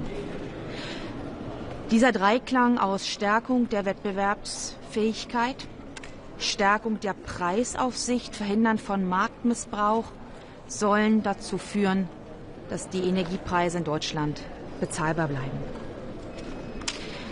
Wir dürfen nicht aus dem Blick verlieren, dass wir noch Krieg in Europa haben. Und deshalb geht auch von diesem Rat heute hier in Brüssel das Signal aus, dass unsere Solidarität mit der Ukraine fortbesteht. Deutschland ist mittlerweile der größte Finanzier im Ukraine Recovery Fund. Wir stützen und unterstützen die Ukraine beim Wiederaufbau von zerstörter Energie, Infrastruktur und unterstützen sie weiter militärisch. Wir beschäftigen uns heute hier auch mit dem Netzausbau. Erneuerbare Energien, die wir nicht nur in Deutschland, sondern auch in Europa brauchen, können nur dann gut genutzt werden, wenn wir leistungsfähige Netze haben. Deshalb ist es wichtig, die Netze über die europäischen Grenzen hinaus zu stärken, auszubauen und den Netzausbau deutlich zu beschleunigen. Hier kann die Kommission ruhig noch etwas mutiger werden. Geplante Eingriffe der Kommission in den Energy-Only-Markt, also in den europäischen Strommarkt, lehnen wir ab. Das heute existierende Modell des Energy-Only-Markts kombiniert mit einer Merit-Order und dem Pay-as-Clear-Preis ist der effizienteste Mechanismus, Strompreise kosteneffizient herauszubilden und die Märkte liquide zu halten. Eingriffe, die geplant werden, führen am Ende zu höheren Preisen. Das ist das falsche Signal zu diesem Zeitpunkt. Frau Ministerin, ist es okay, dass die EVP im Europaparlament mit rechten Fraktionen zusammenarbeitet? Ich kenne diese Zusammenarbeit nicht. Was ich weiß, ist, dass andere Parteien, zum Beispiel die Grünen und die Sozialisten, zusammen mit Extremen gearbeitet haben und Mercosur verhindert haben. Das ist für mich ein deutliches Zeichen, dass das nicht geht. Eine Frage zu Ölpreisen. Eine Frage. Könnten Sie die Frage wiederholen? Ich habe es akustisch nicht verstanden. Wir fordern, dass wir wieder russische Energie importieren, insbesondere Gas, weil es billiger ist. Was sagen Sie dazu? Wir tun alles, um unsere Energieversorgung zu diversifizieren. Die Gasversorgung aus Russland hieße, sich zurückzubegeben in eine absolut unsichere Situation und den Kriegstreiber zu unterstützen. Das kommt für uns nicht in Frage. Eine Frage zum Ölpreis. Sie haben jetzt schon 3 Maßnahmen angekündigt. Was können wir da in Zukunft sehen? Weil einmal am Tag an der Tankstelle erhöht werden kann der Preis. Ist vielleicht nicht genug. In Österreich zum Beispiel wird jetzt besprochen oder wird gerade beschlossen, dass es nur noch mal 3-mal die Woche möglich ist. Wenn wir das 3-mal die Woche machen, fürchte ich, dass die Preisaufschläge so hoch sind, dass sie am Ende den Tankkunden stärker belasten. Also ob der gewünschte Effekt erzielt wird, glaube ich nicht. Der Effekt wird eher sein, dass man diese 3-mal nutzt, die Preise hochzusetzen. Das kann nicht im Interesse der Kunden sein, die dringend preiswerten Sprit brauchen. Was wir uns anschauen müssen, ist, was verdient der Staat daran. Und hier ist es am Finanzminister zu schauen, dass die Aufschläge, die jetzt kommen und über die Energiesteuern dem Bund zufließen, gerechter verteilt werden. Letzte Frage. After 2-week war in the Middle East, how concerned are you? And are you ready if this war continue for several months or for several years? Wir setzen alles daran, dass dieser Krieg schnell beendet wird. Zum einen, weil es darum geht, Ruhe in der Region zu schaffen. Der Krieg als solches gegen das Mullah-Regime, das will ich an dieser Stelle allerdings auch noch sagen, ist ein Krieg gegen ein mörderisches Regime, das sein Volk unterdrückt, ermordet hat und seit Jahrzehnten Terror exportiert. Gleichwohl sehen wir, dass die de facto Schließung der Straße von Hormuz zu Extremen auf den Energiemärkten führen. Wir haben in Europa keinen Mangel an physischem Import. Wir beziehen relativ wenig Öl aus den Golfstaaten. Wir beziehen de facto kein LNG aus den Golfstaaten. Aber andere Regionen, und das führt zu diesen extremen Preisaufschlägen, sollte dieser Krieg andauern, haben wir Verwerfungen in der weltweiten Konjunktur. Und das können wir uns nicht leisten. Insofern setzen wir alles daran, diesen Krieg so schnell wie möglich zu beenden. Vielen Dank für Ihre Aufmerksamkeit.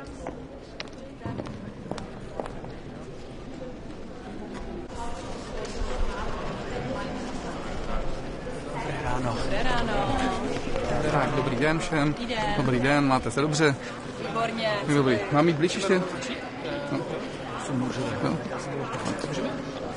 Pane ministře, tedy úvodem Rada ministrů pro energetiku v době, kdy možná se na nás valí další energetická krize v souvislosti s tím, co se děje v Hormuzském průlivu. Očekáváte dnes nějakou podstatnou debatu na toto téma, případně nějaký výstup, který nás může posunout k tomu, jak by na unijní úrovni bylo možné zasáhnout proti rostoucím cenám energií? Předpokládám, že se to rovněž otevře, i když ty hlavní body jsou než směřovány na jiné oblasti. Především je to tady otázka sítí. Další oblast, která se otevře, budou emisní povolenky, ETSky, což bude jakési předpolí i toho setkání 18. na úrovni lídrů. Předpokládám, že se rovněž otevře otázka družby a v konfliktu Maďarsko, Slovensko a Ukrajina, dopady a případné řešení. Tady přicházíme s návrhem takovým, který podle našeho názoru je dělatelný, a to, že by Evropská unie měla vyslat na Ukrajinu odborníky a Česká republika je připravena být v čele této iniciativy. Jinými slovy, my říkáme, je tady spor mezi Ukrajinou, Maďarskem a Slovenskem, je třeba sklidnit ty vztahy, je třeba dostat to z té emotivní politické diskuze do té věcné diskuze a podle našeho názoru by Ukrajina měla umožnit to, aby na Ukrajinu dorazila skupina evropských odborníků. My navrhneme, že by byla vedena Českou republikou. Jsme schopni dát dohromady s odborníky z Mera, Čepra a tak dále, skutečně profesionální tým a společně s dalšími evropskými zeměmi bychom na místě zjistili faktický stav a nezávisle by se zkonstatovalo, do jaké míry je porušeno či není porušeno to potrubí a současně do jaké doby by se byl schopen obnovit ten provoz, tak aby tedy, tak jak Ukrajina slíbila, Maďaři a Slováci ještě po určitou dobu dostávali ropu skrze družbu. Myslím si, že to je férové řešení. V jakém časovém horizontu bychom byli schopni sestavit tuto misi a jednali jste o tom třeba už i s ukrajinskou stranou? My jsme schopni tuto misi postavit dohromady poměrně rychle. Myslím si, že není nač čekat, protože je to v tuto chvíli o možná méně slovech a více činech. Já jsem byl na jednání na Slovensku i v Maďarsku, jednal jsem se slovenským premiérem Ficem, jednal jsem s maďarským premiérem Orbánem. Nyní je tedy jednání na úrovni evropských lídrů v oblasti energetiky a v tuto chvíli podle mého názoru je to zejména o akci na úrovni Evropské unie. Protože my bychom měli hájit zájmy 27 zemí, neměli bychom dopustit to, aby evropské země byly jakýmkoliv způsobem tlačeny ke zdi, myslím tím zemí Evropské unie, od kohokoliv. A pokud je zde nějaký spor mezi Ukrajinou a evropskými zeměmi, tak by Evropská unie měla toto vzít na sebe a měla by tedy na Ukrajinu vyrazit. To znamená, já jsem přesvědčen, že by nám to Ukrajina měla umožnit a že by se tím pádem udělal z mého pohledu naprosto nezávislý pohled na to, v jakém stavu skutečně to potrubí je, protože, jak vidíte, politicky se zjevně domluvit nedokáže. To vyslání té mise žádala i Evropská komise po Ukrajině, nicméně Ukrajinci argumentují tím, že ten ropovod není možné opravit mimo jiné i proto, že tam pokračují útoky a že jejich lidi by byli v nebezpečí. Tak vy byste garantovali jak bezpečnost odborníků z Čepra, z Mera, kteří by tam vyrazili, že se taky vrátí v pořádku domů? Bezpečnost musí jak se garantovat ukrajinská strana, protože přece není možné to hrát pouze na, řekněme, strunu toho, že jedna strana řekne, ono to nejde a druhá strana tvrdí, ono to jde. Ukrajinská strana, pokud mám správné informace, nepřijela tu delegaci slovensko-maďarskou, proto my říkáme, přijměte tedy delegaci evropskou. A já jsem přesvědčen, že se dá vytvořit dostatečné zázemí a zabezpečit to, aby tam tato expertní skupina byla schopna dorazit. Pane ministře, Evropská komise právě minulý týden řekla, že požádala Ukrajince, aby jim tu misi povolili. Mohlo by se stát tedy, že bychom se stali součástí té mise, kterou by vedla Evropská unie, nebo my bychom chtěli jinou úplně misi, jakoby naší? Ne, byla by to tatáž mise, ale já se chci posunout od slov k činům.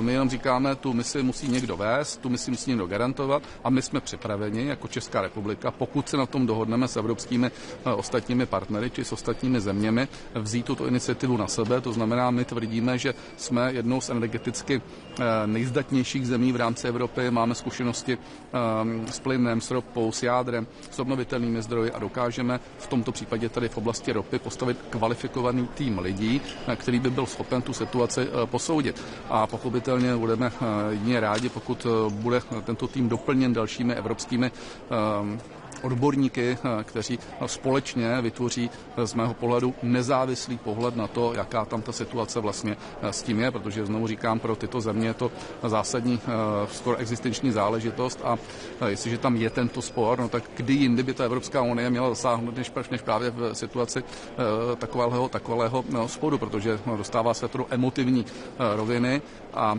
je to velmi spolitizované a proto si myslím, že by to bylo třeba jak se dostat více na zem a řešit více na té odborné a méně na té politické úrovni. Jak by ta kontrola na místě vypadala? Jak si to máme představit? Jak by to v praxi fungovalo?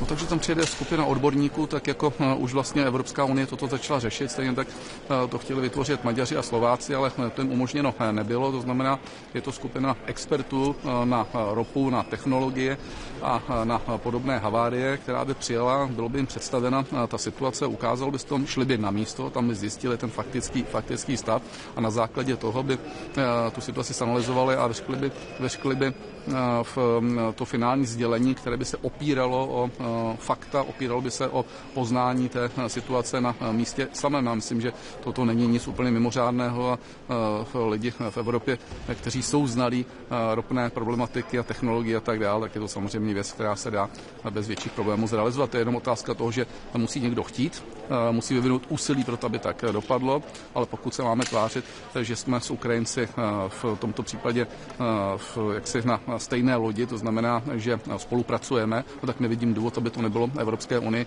jak se poskytnuto. A Evropská unie by měla tvrdě se vyžadovat toho, aby tam tato skupina mohla vyrazit. Možná ještě k tomu hormuzskému průlivu a dopadu na ceny energií v Evropě. Mluví se o tom, že zda by Evropská unie neměla nějakým způsobem se podílet na zajištění bezpečnosti těch tankerů, které proplouvají hormuzským průlivem. Například, že by se rozšířila ta námořní mise Aspides. Tak vím, že to není možná úplně otázka na vás, ale máte na to nějaký názor?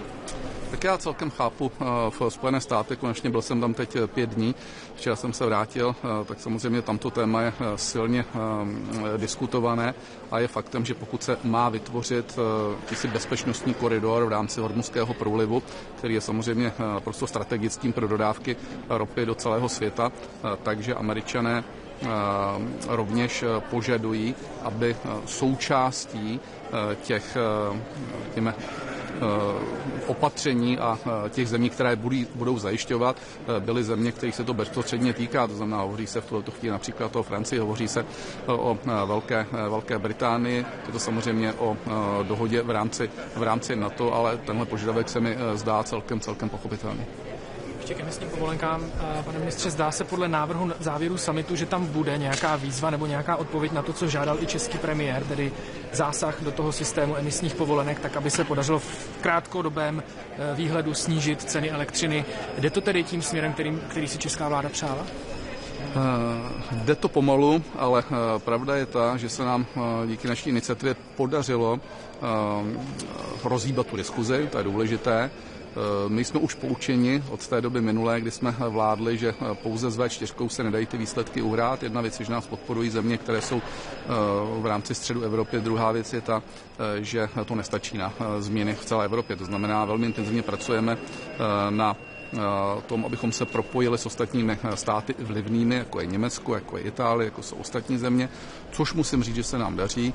Konečně, jak moje spolupráce na úrovni hospodářského ministra nebo ministryně v tomto případě Německa v Kataríny Reiche, tak spolupráce dneska na té nejvyšší úrovni pana Babiše a pana Merce si myslím, že dává určitý základ v tomu, že ten pohled bude racionálnější.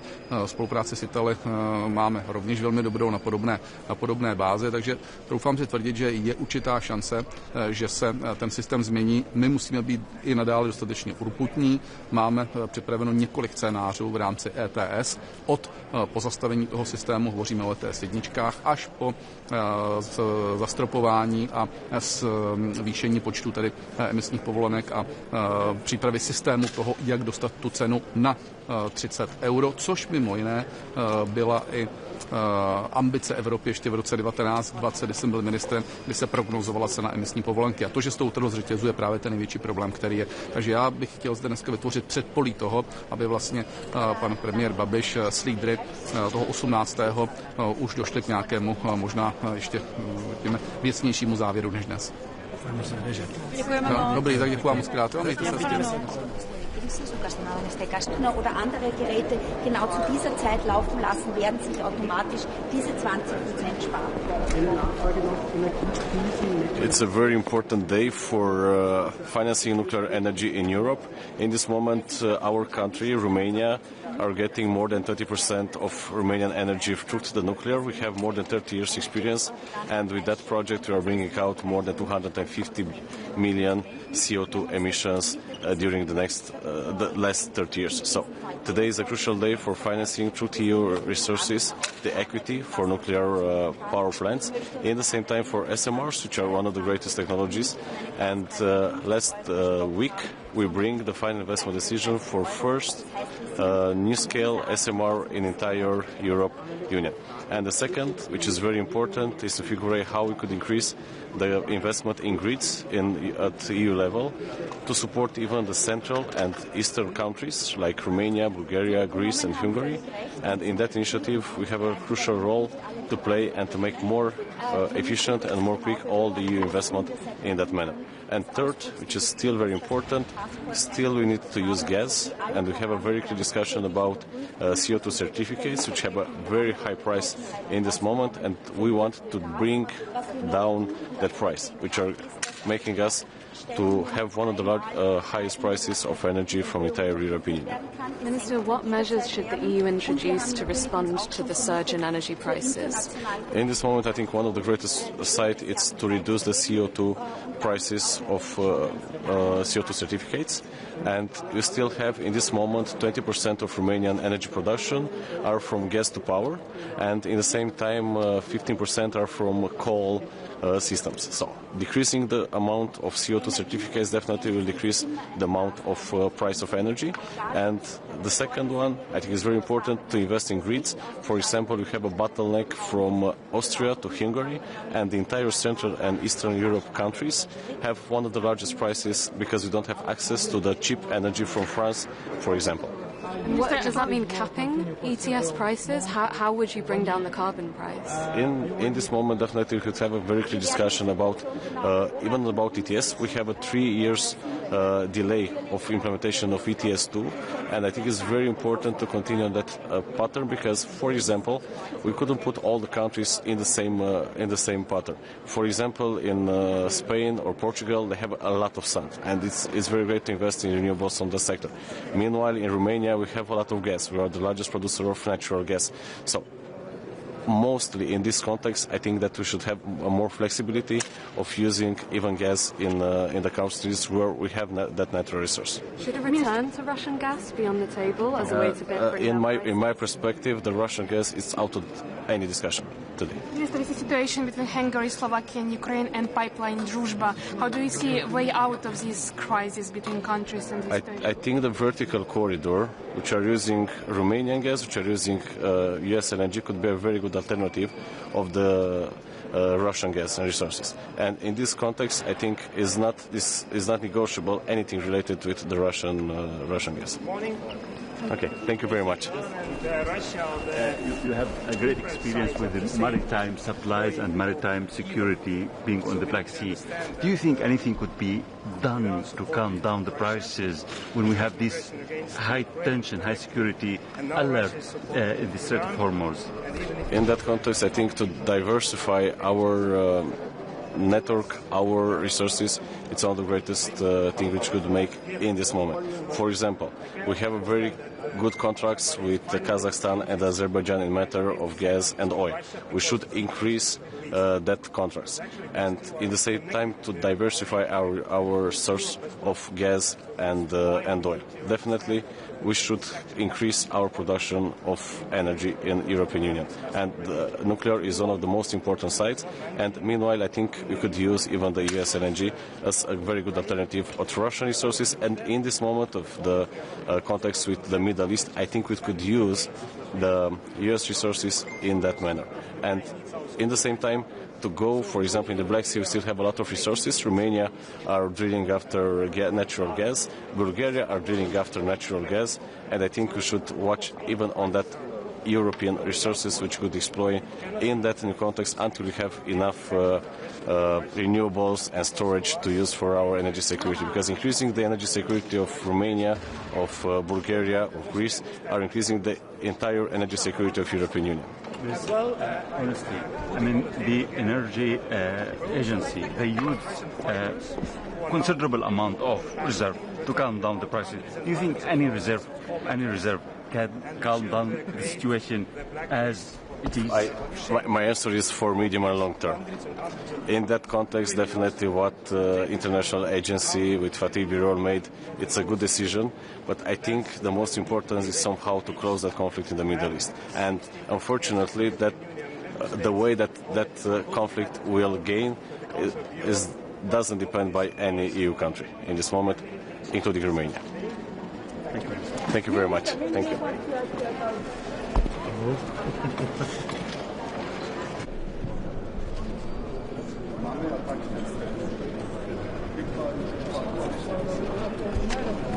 So, guten Morgen.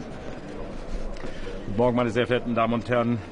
Ich komme ja gerade von einer Reise in den Nahen und Mittleren Osten zurück, nach Zypern, Israel, in die Türkei. Aber ich war auch auf der arabischen Halbinsel, in Saudi-Arabien, in Katar und in den Vereinigten Arabischen Emiraten. Überall dort sitzt der Schock nach wie vor tief, dass Iran diese Länder angreift, die keinen Beitrag geleistet haben bisher zu den militärischen Aktionen, die die Vereinigten Staaten von Amerika und Israel ergriffen haben. Der dringende Wunsch all meiner Gesprächspartner war, ist und wird bleiben, dass wir aus der Spirale der Eskalation herauskommen, dass wir konkrete Schritte unternehmen zu einer diplomatischen Lösung dieses Konflikts. Und hier geht der Blick auch, das habe ich gespürt, sehr klar nach Deutschland. Wichtig wird zunächst sein, dass die USA und Israel sich dazu verhalten, wann sie die militärischen Ziele ihres Einsatzes als erreicht betrachten. Hier brauchen wir mehr Klarheit. Das habe ich in meinen Gesprächen auch mit meinem Kollegen Gideon Saar und mit Marco Rubio schon klar zum Ausdruck gebracht. Gleichzeitig steht fest, und das sehen wir an jedem Tag dieses Krieges, dass vom iranischen Regime eine erhebliche Gefahr ausgeht. Und zwar für die Nachbarn, für die gesamte Region, für die Freiheit der Seeschifffahrt und für die weltweite Wirtschaftsentwicklung. Diese Gefahr darf definitiv nicht fortbestehen. Da sind wir uns mit unseren Partnern und unseren Freunden in Israel und den USA vollkommen einig. Deswegen setze ich mich heute auch für Sanktionen gegen diejenigen ein, die verantwortlich sind für die Blockade der Straße von Hormuz, um unseren Partnern am Golf ein klares Signal der Unterstützung zu geben, aber auch, weil die Blockade weltweite Schockwellen verursacht. Wie diese Schockwellen verlaufen, wird auch Thema heute bei unserem Treffen der EU-Außenminister sein. Über den Persischen Golf werden nicht nur Öl und Gas, sondern beispielsweise auch viele Düngemittel exportiert. Stocken diese Transporte, kann das auch Wirkungen haben für die Nahrungsmittelpreise und für die Nahrungsmittelsicherheit weltweit. Die Zahl derer, die bereits jetzt unter diesem Krieg leiden oder Gefahr laufen, dies bald zu tun, ist enorm hoch. Die Europäische Union als größter Wirtschaftsraum der Welt, aber auch als größter humanitärer Akteur der Welt, muss den Betroffenen des Krieges eine Stimme geben. Auch das ist eines der Ziele des Treffens heute hier in Brüssel in dieser europäischen Woche. Deswegen verlieren wir auch die Lage im Gaza, im Westjordanland und ganz besonders im Libanon nicht aus dem Auge. Dort ist die Lage dramatisch. Fast 800.000 Binnenvertriebene sind eine dramatische Zahl, die uns sehr beschäftigt. So klar ist, dass sich Israel gegen den Raketenbeschuss durch die Hisbollah verteidigen muss. So wichtig ist es gleichzeitig, die Zivilbevölkerung zu schonen. Um die Not zu lindern, habe ich entschieden, ein Soforthilfepaket in Höhe von 188 Millionen Euro zu schnüren. Trotz der brisanten Lage im Nahen Osten. Die Ukraine bleibt unsere europäische Sicherheitspriorität Nummer 1. Mit Blick auf die 90 Milliarden Euro ist es nicht akzeptabel, dass diese weiterhin in Geiselhaft genommen werden. Wir haben als Europäische Union gemeinschaftlich beschlossen, die Ukraine zu unterstützen. Wer hier abredewidrig blockiert, der spielt Russland in die Hände. Das ist nicht nur ein Wortbruch, das ist zutiefst uneuropäisch. Wir sehen auch, wenn die Preise für Öl und Gas steigen, dann füllt das auch die russische Kriegskasse. Umso mehr stehen Deutschland und die Europäische Union hinter den Energiesanktionen gegen Russland. Und wir wollen die russischen Einnahmen auch mit weiteren Maßnahmen beschneiden. Jetzt Sanktionen zu lockern, ist definitiv der falsche Weg. Als Europäische Union gehen wir heute auch entscheidend gegen diejenigen vor, die uns im Cyberraum angreifen.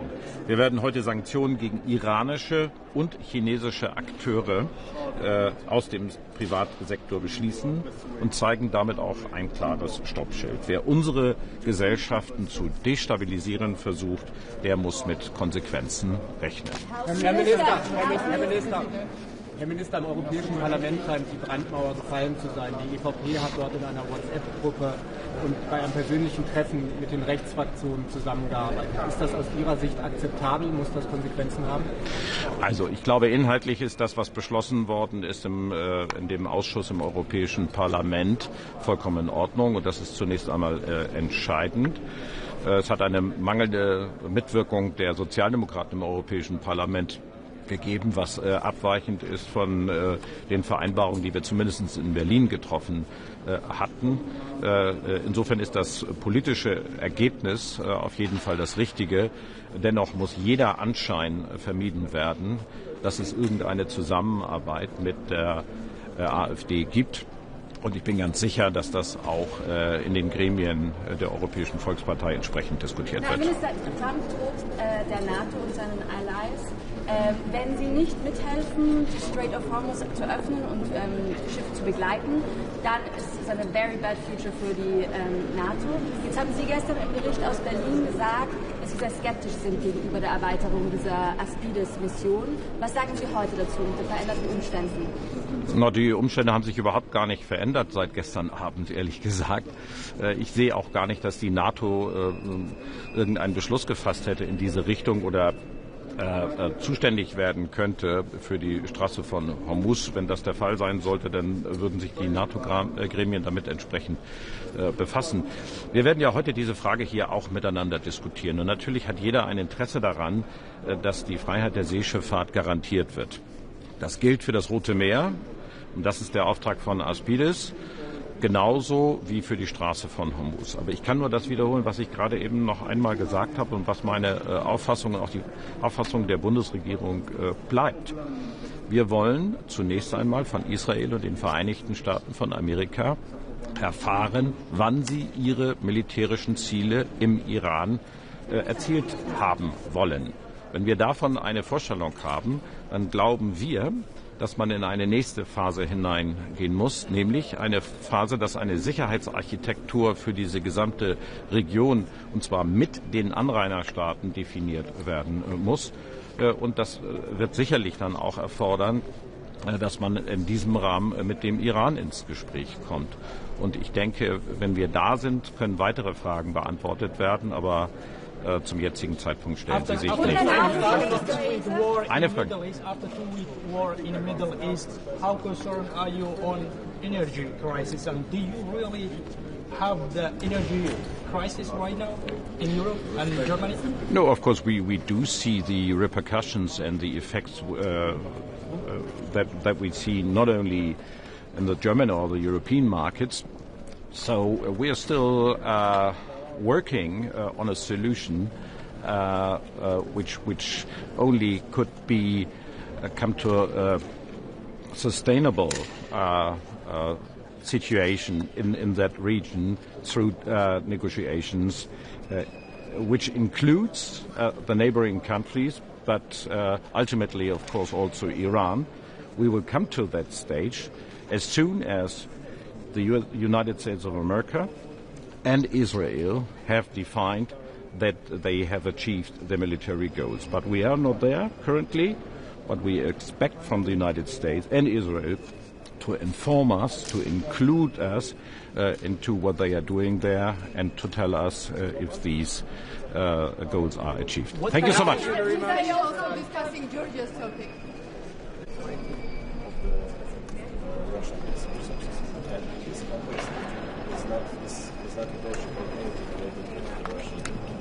Good morning. Iran and Russia are the different sides of the same coin of evil. So we need to understand that Iran supported Russia and Russian aggression against Ukraine directly, and now Russia is supporting Iran. And even if we know the public information about intelligence, about US and many other things, so we need to treat them all together. So I cannot understand that somebody is finding the excuses to lift the sanctions on Russia because the situation on the Middle East. Because actually these two are connected and they are very direct threat to Europe as well. So that's why we need to understand that the 20 sanction package is important to implement what we have discussed already too long, and as well 19 billion euros support for Ukraine. We must start to use them. If one or the other country is blocking that, they're just standing against European security because Ukraine needs our support right now. So both of them, they're connected, and so we see the result of this as well, all connected. So, of course, energy prices are going up, but it cannot be an excuse to lift the sanctions and pressure from Russia, because for us, the main threat as Europe is actually Russian aggression against Ukraine. But of course, we understand exactly the situation, what is happening in the Middle East. As well, I'm putting on the table again the proposal about Russian fighters who are now on the battlefield. We're talking about hundreds and hundreds of thousands of combatants, and we should create the blacklist of Schengen about these hundreds and hundreds of thousands of criminals who definitely will come to Europe and threaten our security. And that's why we need to be ready for peace. And 6 different heads of the European Union member states already proposed that as well, that the Council of Europe must adopt this policy. So we have many things to discuss today. Thank you very much. Sorry? May I ask a question on NATO and Trump? Trump said yesterday, over the night, that it would be very bad for NATO countries if they wouldn't help him or wouldn't help it in general to get the Strait of Hormuz working again, to get ships out and in. What is your position on this, and would your country be willing to ship naval, to send naval missions there?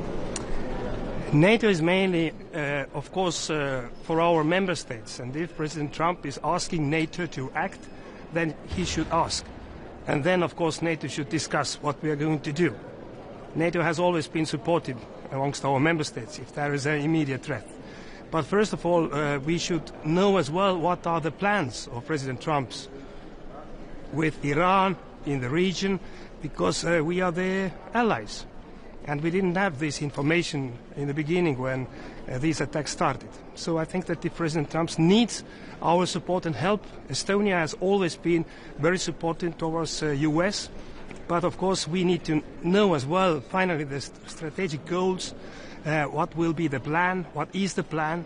So I think that we are ready for discussions, but it's impossible to say. Minister, Sorry? Minister, we see more and more tension between Hungary and Ukraine with all the blockage of loan and also pipeline Druzhba situation. How do you see way out of this crisis, and what role should EU play in cooling down the tension? It's deeply unfortunate that one country is blocking everything which is existentially important for European people's security. Because of elections or because of ideological reasons, I don't know. I've been foreign minister of Estonia already 3 years, and I need to repeatedly answer the questions why Hungary is blocking everything which is actually supporting European security. So I do hope that it will be finished soon, because 90 billion is decided already at the end of the last year, and as well the 20th sanction package is needed heavily right now to put more pressure on Russia and many other aspects. So let's hope that maybe it will change after the elections. So, yes, please. Your French and German colleagues will today inform about recent developments in Georgia. What's your expectations? What will be the position of Estonia though? Estonians have been always deeply concerned about the Georgian people's future. We have been very much supportive as well on all different levels that the Georgian peoples will get what they want to get, the membership of European Union as well. Now we are not even talking about that. We are talking about democracy. We are talking about how to survive. So we are deeply concerned what is happening in Georgia. So, okay, thank you. Let's have a last question. After 2 weeks, sorry? After 2 week war in the Middle East, right now is getting worse and worse. And you said we are not going to take in the energy from Russia. What plan do you have if you are not taking the energy from Russia or not taking energy from Middle East because of the war? Do you have any new plan, alternative plan? Of course, if we are taking energy from Russia, if we are lifting the sanctions, we are just supporting the aggressive war machine against Europe. So we are cutting our ways out. So this is something we cannot do. We need to find a solution. We need to find alternatives if there is a need for that. But buying gas and oil and also lifting sanctions from Russia is totally the wrong way to go. Okay. Bye.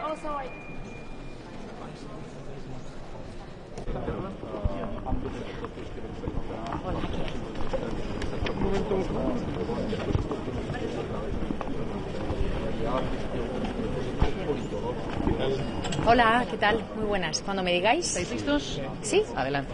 Pues buenos días, muchísimas gracias por atender este nuevo Consejo Europeo de Energía. Estamos en un momento importante. Nuevamente nos reunimos los ministros de Energía en un contexto de crisis, ocasionado en este caso por una acción unilateral que tiene un impacto en la volatilidad y en todos los mercados energéticos. Por lo tanto, yo creo que hoy es un consejo importante. Lo vivimos en la guerra de Ucrania. Se utiliza la energía como arma de guerra y en este contexto la visión, el punto de vista de España es que lo que tenemos que hacer es acelerar la transición energética, reducir nuestra dependencia de los combustibles fósiles y apostar por la autonomía estratégica y energética, que en España pues tenemos un caso práctico que demuestra que ante estos contextos la volatilidad de esos mercados energéticos tiene menos impacto, por ejemplo, en nuestro sistema eléctrico, gracias precisamente a nuestra visión constante de aumentar la presencia de las energías renovables en nuestro mix energético.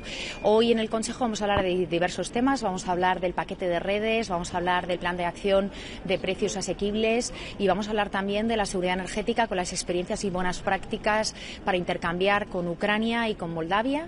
Yo creo que es un momento importante en donde las redes son fundamentales para integrar más renovables, para también integrar nuevos proyectos que se electrifican, las interconexiones. España va a tener, yo creo que un papel fundamental hoy en todas estas discusiones también respecto a precios asequibles. Vamos a seguir destacando la visión estratégica como fundamental de seguir apostando por esas energías renovables y, por supuesto, la defensa total de esa clave de bóveda que es el comercio de derechos de emisión, que ha demostrado que funciona, que incentiva las inversiones, que da certeza a todos esos inversores y que moderniza nuestro tejido productivo. Por lo tanto, una transición energética que ahonda en mayor competitividad, en mayor seguridad y, sobre todo, tenemos que en Europa apostar por la soberanía energética y que no tenga que venir nuevos avisos, nuevas crisis en el futuro. Estar preparados lo antes posible. Muchísimas gracias. Vicepresidenta, ¿tenemos fecha para que el paquete de medidas del Gobierno llegue al Consejo de Ministros y detalle? Pues seguimos trabajando, estamos trabajando con los agentes sociales, con las propuestas también de los grupos parlamentarios, pero será a lo largo de esta semana. Tendremos ese plan de respuesta integral con medidas estructurales y medidas coyunturales. Pero no va a este Consejo de Ministros. A lo largo de esta semana. ¿Y algún elemento más va a estar centrado en el sector primario, va a estar centrado en el transporte? No sé si al menos podemos saber un poco cuál va a ser Nosotros hemos también compartido ese esqueleto, insisto, es un plan de respuesta integral y esto es muy importante. No se trata de tomar medidas solo parches, sino pensar una visión más a largo plazo y, por lo tanto, vamos a tener medidas coyunturales. Primero, protección a los más vulnerables. En segundo lugar, a aquellos sectores que están más expuestos, evidentemente los transportistas, turistas, el sector agrario, el sector pesquero y también en general medidas en el ámbito energético para todos los consumidores que se sientan afectados o que han tenido un impacto en este contexto y también medidas antifraude, ¿no? Evitar el fraude, que todo este paquete de actuaciones realmente llegue a los consumidores finales y seguir ahondando en esa máxima supervisión para evitar posibles prácticas abusivas y en todo caso medidas estructurales que básicamente lo que van a hacer es seguir ahondando en esa transición energética. ¿Y al comisario Jorgensen le van a pedir alguna medida a nivel europeo que se ponga en marcha? Yo creo que las medidas europeas lo que tienen que dar es consistencia entre la visión a corto y a largo plazo. Eso es fundamental. No podemos errar, no podemos buscar, vamos a decir, atajos que sean falsos, que nos lleven a la profundidad del pozo y a ser cada vez más dependientes y, por lo tanto, una visión estructural clara por parte de la Unión Europea es la mayor demanda que yo quiero transmitir hoy en este Consejo Europeo. Las interconexiones, las ha mencionado usted, las ha mencionado el comisario. ¿Cómo va el debate con Francia?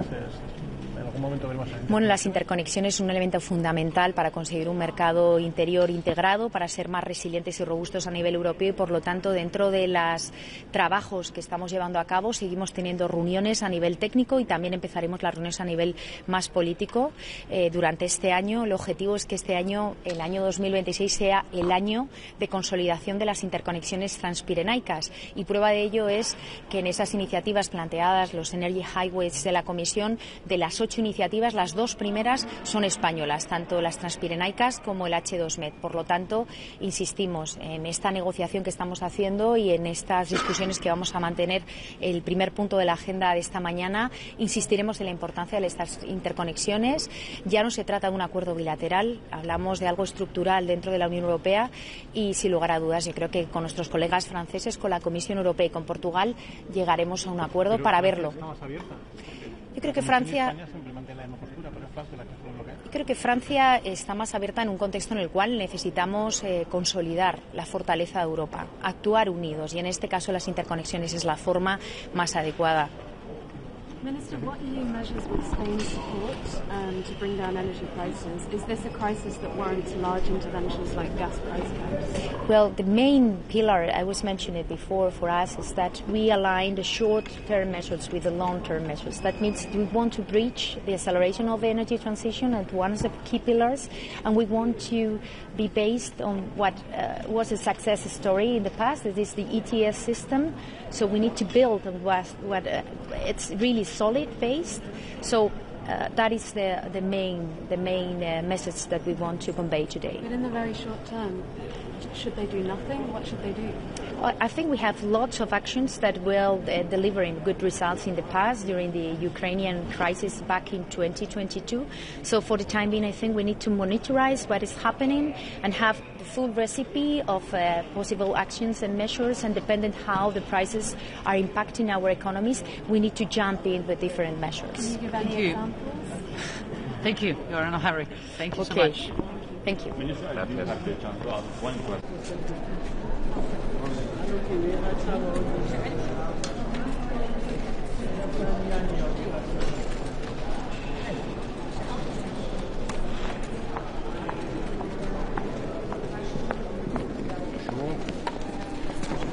Bonjour à tous.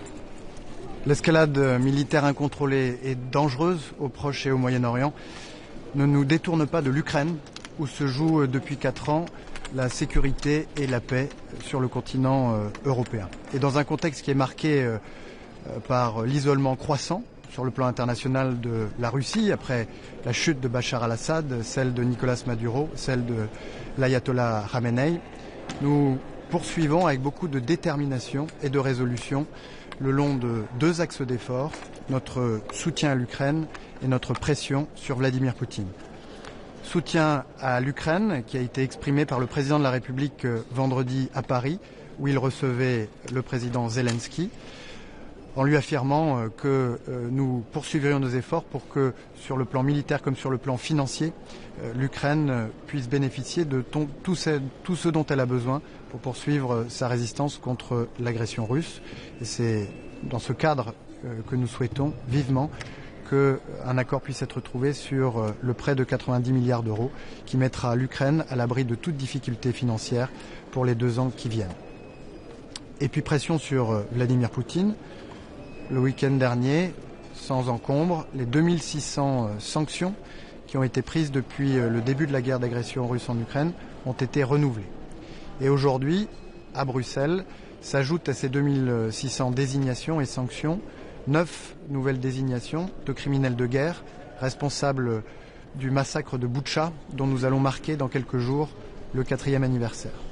S'ajoutent également à ces 2600 sanctions 4 sanctions à l'encontre des propagandistes du Kremlin, y compris un franco-russe, Adrien Bocquet, véritable agent de recrutement de combattants étrangers en Ukraine, responsable d'apologie de crimes de guerre, responsable aussi de campagnes de désinformation en Europe et en Afrique. En Afrique où Vladimir Poutine continue de tenter en vain de fragiliser la relation entre la France, l'Union européenne d'un côté et les pays africains de l'autre. Mais quelle est la contribution de la Russie au développement du continent africain? C'est zéro. Lorsque je regarde sur le terrain, je me suis rendu jeudi et vendredi en Centrafrique, je ne vois rien. Et lorsque je regarde dans les chiffres, je ne vois rien non plus. Les investissements de l'Union européenne en Afrique sont 200 fois supérieurs à ceux de la Russie. Les échanges commerciaux de l'Union européenne avec le continent africain sont 20 fois supérieurs à ceux de la Russie. Et l'Union européenne accueille 10 fois plus d'étudiants dans ses universités que ne le fait la Russie. C'est cela, la réalité des chiffres. Il faut donc que Vladimir Poutine se rende à l'évidence. Cette guerre d'agression, dans laquelle il a précipité son pays au risque de l'épuiser et de le discréditer, doit cesser. C'est un échec stratégique, politique et économique qui doit désormais prendre fin. Je vous remercie beaucoup. Monsieur le ministre, une question, monsieur le ministre.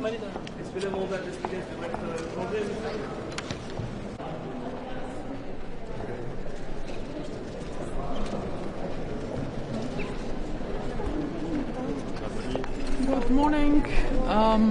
The preparations for the Foreign Affairs Council, of course, have finished. It's ongoing. Breakfast on the European security strategy drafting, then substantial session with the Ukraine's foreign minister, discussion on Ukraine, but also still the discussion on restricting Russia and constraining Russia, because the multiplicity of crises that we are seeing, not only in Europe, also in the Middle East, where we see quite clearly Russia has enabled Iranian attacks, but also we know what is happening in Libya, what is happening with the Africa Corps in Africa. There is a whole complicity of actions attributed to Russia. So Russia is our problem. It's not Ukraine, it's Russia, and we have to deal with Russia. So that will be my main points today. And then, of course, meeting with Indian Foreign Minister, Mr. Jaishankar, good friend. Also very open discussions, usually different perspectives on a number of things. And then Middle East. Middle East is something that is on our mind a lot, not only because of the prices of oil and gas and the various different angles of the crisis in the Middle East, but also because indeed our strategic partner US is currently fully involved in the region, and we would like to see a quick de-escalation, having spoken with many of the Gulf states and other neighbors. The joint wishes for de-escalation. Indeed, Iran was a significant challenge and security threat for all of us. Just look at the IEA reports and the clear point that IEA was not able to ensure that and assure us that Iranian nuclear program was entirely peaceful. Look at the suppression of people. The regime had not changed its patterns.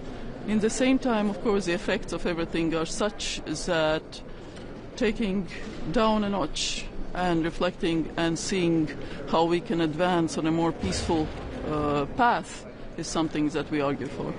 You're also discussing Georgia's topic. Do you know what's the proposal? Minister, President Trump said that he would like NATO to do more regarding the security of the Strait of Hormuz. Do you support this idea?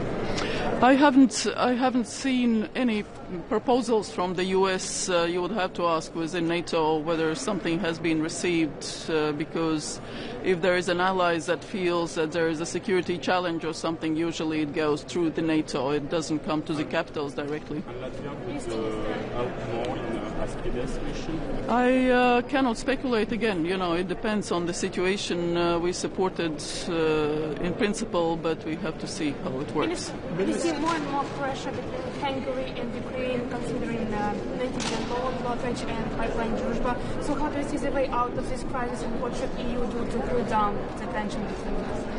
I think we have been very clear always. More pressure on Russia, so the new sanctions package, restraining Russian economy, technology partnerships, stopping evading sanctions. That's the way to peace in Ukraine. It's not by giving up on all those things. How can Hungary pursue the 90 billion package for Ukraine, and if this would not be the case, like, do you have an option?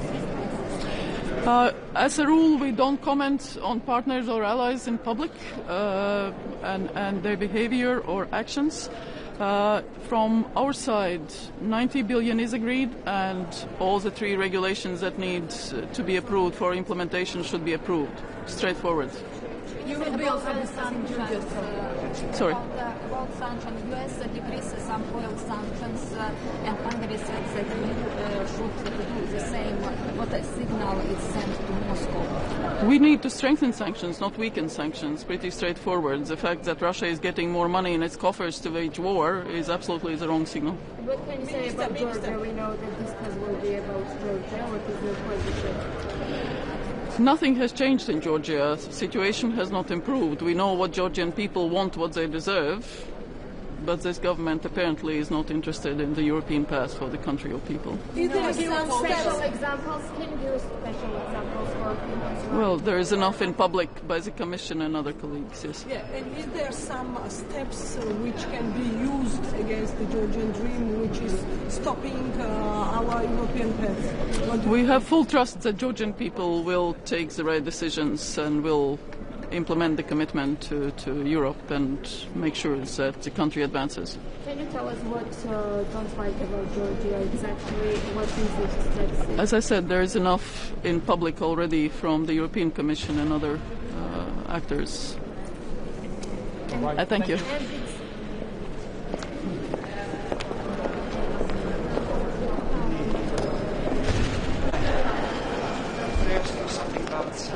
Belgian Prime Minister is saying that... What is it? Belgian TV News.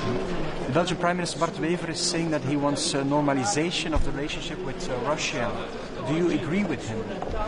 I don't know exactly what he means by normalization with Russia. I think in our view, the fact that we have all agreed that Russia is the main threat, we have agreed that both in NATO, in the EU, but also at a national joint threat assessment level, means that we have to do what we have to do, which is increase defense spending, make sure that we are strong as NATO, as individual countries. We have commitments that we made in The Hague, which we are implementing. We have to provide support for Ukraine to make sure that Ukraine is independent, neutral, democratic country and a natural sort of friend and ally of the EU and NATO, and has a very clear Euro-Atlantic integration perspective.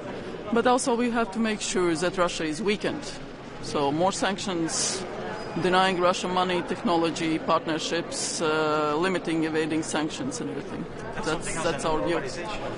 Yeah, but that's our view, and this is where we are.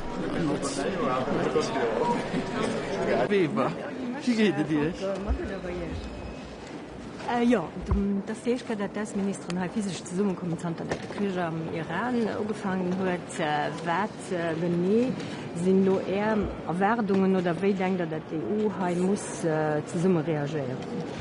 De Problem was mir kollateral schiet. Mir kollateral schiet echtens auch ein Gefahr. Wir sollen nicht vergessen, dass die Iraner Drohnen hun die auch 2000 Kilometer können fliehen. Das heißt, sie noch europäische Länder nicht vergessen, dass auch Zypern zum Beispiel schon menaciert, genauso dass schon Bomben gefallen sind, Drohnen gefallen sind. Haben wir die kollateral schiet, wenn es die Energiepreise, auch wenn es die Rapatriementer der Stabilität, ein Grund für Punkte, die man hatte, dann hoffen, dass wir solidarisch sind, für den Iran zu kondamnieren. Ich muss aber auch so ab Initio, dass ich noch immer ein Problem habe mit dem Respekt vor internationalem Recht, weil oft, wenn man froh ist, wenn der Maduro fordert, wenn man froh ist, wenn der Khamenei fordert, mehr als kleines Land, das internationale Recht, das wird alles protegiert, und das wird aber mit den Füßen getrippelt. Ich stelle mir so vor, ganz ehrlich, das war nur den Präsident Trump gibt so ziemlich zurück, ob dann den Herrn Netanyahu sich auch zurückziehen. Die Antwort tun ich auch nicht. Wenn ich richtig verstanden habe, wird Israel oder As-Israel an der Libanon schon anmarschiert, die wollen dort ein Territorium am Süden. Wir können nicht auf der einen Seite so ein Aggressor, aber den anderen einfach dann zumachen, weil wir auf ein Territorium einfach vom Doppel weggehen. Da, wenn sie faut pas de poids de mesure, muss das schon wichtig, dass wir auch in der Linie treu bleiben. Und da sind wir gespannt, was wir darüber diskutieren. Das heißt, ihr fand, die EU soll mehr Druck auf Israel machen? Aber das Problem ist, wir haben keine 100.000 Möglichkeiten. Wir haben wann Libanon lo attackiert gëtt, den Hezbollah ja kein Christ können sind meist ganz eins, das aber van lo ein Territoire einfach okkupiert gëtt. Aber man akzeptieren, dass einfach lo ein Territoire vor das für wat man dann de Russen net tun, dass Krimea russisch ist, net die Chinesen, das Taiwan chinesisch ist. Aber man dat dann akzeptieren, das muss man schi bewusst sein, dass verschieden kann décidieren, wat man zu Europa geschieht. Da sind wir Parti pour la gloire. Und ich habe Angst, dass man Präzedenzfall hun von Respekt vom internationalen Recht mat Fußtrippeln an das da no schwer argumentiert wird bei dem geht es, bei dir geht es nicht an du manchmal so. Den Donald Trump hat ganz klar no Hölf gefrot für an der Stroß von Hormus anscheinend doch EU-Länder wie soll die EU darauf reagieren? Ich fand immer speziell, wenn ich selber für den ganzen durch Janeen sucht, und dann muss die Janer gucken, mal helfen zu kommen. Ich will just daran erinnern, dass noch NATO zitiert wird, NATO aus Artikel 5, das muss ich aber just tun, dass Artikel 5 ja Mengen nicht applizierbar ist. Zypern, wo das EU-Land lo wirklich attackiert Ginas, an Zypern so selber, ich das Zypern nicht an der NATO, mit zweitens wird Zypern noch direkt gesagt, hey, ist da raus, wo ein britische Basis die du hast, aber du meinst, dass wenn ein Land attackiert wird, dass dann Artikel 5 muss zielen. Am Ende hat man wirklich das denn. Und das hat mich auch ein bisschen. Aber steht Madame Weber, mir schwätze ganz viel von Petrol und Gas und verstehen, dass ein Söger die mal guten Hund. Aber Lebensmittel, an die ich tolle für die Leute könnt nicht tun. Anscheinend der Freudchen Tom Fletcher bei mir am Büro, an den hat mir gesagt, hey, ich will mit den Iranern negoziert, für man pro Schiffer durchzukriegen, wo aber man Lebensmittel an humanitäre Hilfe kennt. Weil die kann man nicht durch. Und die muss wissen, dass am Libanon oder auch nach Gaza an die Plätzen aber nach Hilfe muss kommen. Und wenn die blockiert geht, und nicht nur du, sind ein Gritsch von afrikanischen Ländern, die wirklich schwere Situationen sind, aber laut humanitäre Hilfe muss nicht mehr kommen, dann nur auch nach nur vielleicht ökonomische Reperkussionen bei uns, wir einfach eine menschliche Katastrophe weltweit. Eine Decision steht aus. Die Ukraine kriegt 90 Milliarden Euro versprochen. Die EU-Staats- und Regierungschefs waren sich schon so darüber eins. Lo blockiert ein Land geht 100 sein Wort. Ein Kollege aus Litauen hat gesagt, mislo Druck auf Ungarn gemacht gehen. Am Donnerstag treffen sich nicht Staats- und Regierungschefs, wie das heute soll ja eine Präparation sein darüber. Wo sieht ihr da eine Landungszone, das Ungarn da aber noch no wird? Das ist mich, also das ist nicht ein, das ist immer Ungarn, weil wir sind fein, wenn das so ein, das ist immer Ungarn. Wenn die selbst das kriegen, das sind sie dann nur nicht so weit, kann man drauf verstehen, das ist traurig. Wir sind aber ganz oft, Martin, so Co-Handelsszenarien. Und ich muss aber so immer mehr Gefühl, dass bei verschiedenen Fragen, vor allem an der Außenpolitik oder bei verschiedenen Punkten eine Majorität qualifiziert brauchen. Die Unanimität ist wichtig für verschiedene Dossiers. Wir sollen die auch nicht abgehen für verschiedene nationale Interessen. Aber hier ist kein nationales Interesse, hier geht damit von Europa. Aber generelle Interessen sind, wo kein partikulièrement national getroffen sind ich wirklich der Meinung, dass du eine Majorité qualifiziert auch kein Kohl, wenn man die Unanimität bekämen. Du, die Hummer wohl nicht. Was kann ihn da lo machen für Ungarn do zu überzeugen? Nicht. Wir werden dürfen nicht. Wer dann da banne so? Ich werde so, dass ich noch immer nicht an der Reihe fand. Da wird die mir so, dass das die Meinung ist. Am Moment, dass ich sollte ich zählen und hoffen, dass dann das Regime an Ungarn nur die Wahlen oder an anderen als oder die Regime da sieht, schon total extra gemacht für die Wahlen. Mit die Wahlen gehen nicht nur mehr. Ich finde nicht höflich, wenn just für ihn hofft, dass das meine Meinung ändern. Und für eine immer so Exkusegesicht. Also wenn ich bis null statt für Exkusegesicht gehen, das geht von ungarischen Minoritäten über Armeisches. Anscheinend hat Peter Scherto gesagt, dass ich nie werde an der Weg stehen, wenn man Minoritäten will protegieren. Wir hatten nicht dieselbe Definition von Minoritäten protegieren. Und das hat Nationalpolitik mehr auf Kosten von der Kredibilität von der EU und also immer schön. Die EU guckt aber logisch no hätte mit Artikel 7 wäre eine Möglichkeit, die sie da gut nicht. Artikel 7, wenn man den avokieren, ich nehme einen zu so nicht verstehen. Also kann ich so, dass Ungarn durch schon ein Zwillingsbruder von wird mit der Slowakei und mit der Tschechei. Gibt Stimmen, die so an ihren Kollegen, nicht ihre Kollegen, die sind nämlich Regierungschef, mit dem belgischen Regierungschef hat sich dafür ausgeschwert, dass die soll mit Russland verhandeln, doch durchblickige Sanktionen soll den eventuell labern, en vue von den hohen Ölpreisen. Wie steht da dazu? Verhandlungen ja, Sanktionen wäsch nie froh. Sanktionen wäschwelle muss Konklusionen sie für Verhandlungen. Kann nicht schon sein, dass man Sanktionen wäschwellen ärmer verhandeln. Das heißt, ich wurde die Departement, dass in Irrnecker muss man dem schwätzen. Ich habe ja selber probiert, doch am Anfang schon da war abgehen, aber wenn du sich ja ein Gritsch für Regierung der Stadt schaffen, die am Amt sie für die Tote können zu machen, aber Sanktionen nur wäschwellen nicht wie das schlechte Zeichen. Das schlechte. Den also meint, die sitzt zu Moskau und kein Popcorn zu essen. Die kriegt Losuren, man kriegt die Iraner, du fluppt an der Käse bei denen in Russland. Gas, Petrol, Preise gehen an die Lotheiten, der Rubel rollt. Und wem können sie merci so in den am Weißen Haus? Also, c'est pas génial. Voilà. Okay. Merci. The Belgian Prime Minister, Bart Wever, he wants to a normalization of the relationship with Russia. Do you agree with him? You know, for dialogue is always important. I will never block if there is any initiative to have discussions, but to ease sanctions, no. To ease sanctions must be the outcome of negotiations, but you cannot start to ease sanctions and then to negotiate. I think this would be the worst signal that we give. He's talking about the normalization. Yeah, but we cannot speak about normalization. I'm speaking about discussion and negotiations, because if we don't negotiate, we will never come to a solution.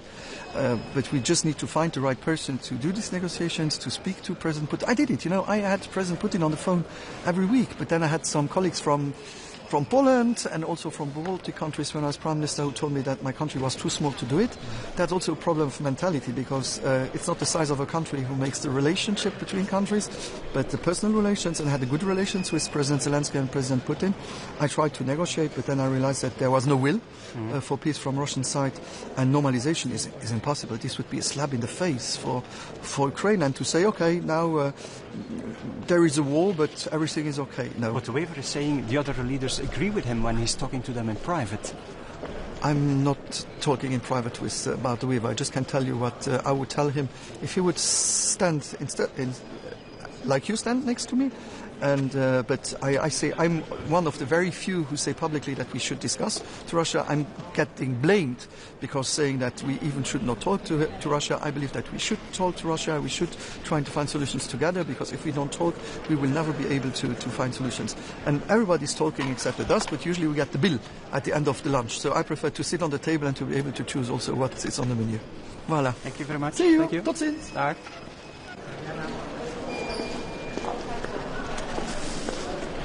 Buenos días. Europa tiene que despertar en este momento en el que está en juego en muchos escenarios en el mundo nuestros intereses, los intereses, el bienestar de nuestros ciudadanos, pero también nuestros valores, lo que somos en el mundo y lo que nos ha garantizado, los valores que nos han garantizado décadas de paz y de prosperidad.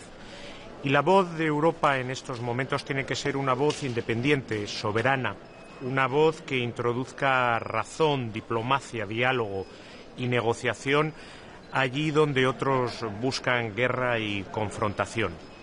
Tenemos en estos momentos escenarios donde además las guerras se conectan. Vemos el levantamiento de sanciones en Ucrania, que es en estos momentos un error. No es el momento de relajar la presión sobre Rusia. Armamentos que se usan en una guerra y que pasan a otras, posibles desplazamientos de población de unos escenarios a otros y de unas regiones a otras. Por todo ello, la diplomacia europea y la voz de la diplomacia europea tiene que oírse con fuerza. En estos momentos, en Líbano, tenemos una situación que es una vergüenza para la humanidad.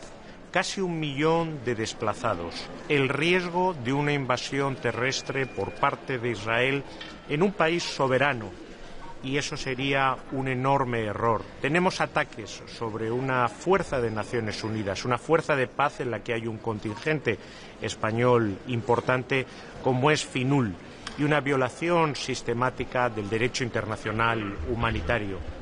Tenemos en Gaza y en Cisjordania un olvido en estos momentos por parte de la comunidad internacional, porque la guerra en Oriente Medio se extiende por todos los lados. La fase 2 para Gaza no termina de arrancar, no hay perspectivas para el futuro de Gaza. La ayuda humanitaria no entra. En Cisjordania, la extensión de los asentamientos y de los colonos violentos no se paraliza en ningún momento. Europa tiene que ser quien alce esa voz y quien señale el camino, un camino que tiene que llevar a la coexistencia pacífica, a garantizar nuestros valores y, sobre todo, a garantizar el bienestar de los ciudadanos europeos, que en estos momentos se ve amenazado por el incremento de los precios energéticos y también por un posible desplazamiento de refugiados y de desplazados internos desde distintos puntos de Oriente Medio. Eso es lo que hoy trasladaré claramente en este Consejo de Asuntos Exteriores, donde vamos a tratar extensamente la situación en Oriente Medio y también nuestra relación con la vecindad sur, que España, por supuesto, empuja, lidera y que conoce perfectamente. También trasladaré el apoyo que tenemos que dar a Ucrania en estos momentos tan difíciles. Y tenemos que ser coherentes. Los europeos tenemos que decir lo mismo, como hace España, como hace la política exterior de España en Ucrania y en Oriente Medio. Tenemos que ser capaces de defender los mismos valores y el mismo derecho internacional humanitario cuando se trata de los civiles ucranianos, de los civiles gazatíes o de los civiles libaneses. Al final hay un fondo común de dignidad y de humanidad a todos, que es lo que nos une. Y ahí Europa tiene que ser el baluarte.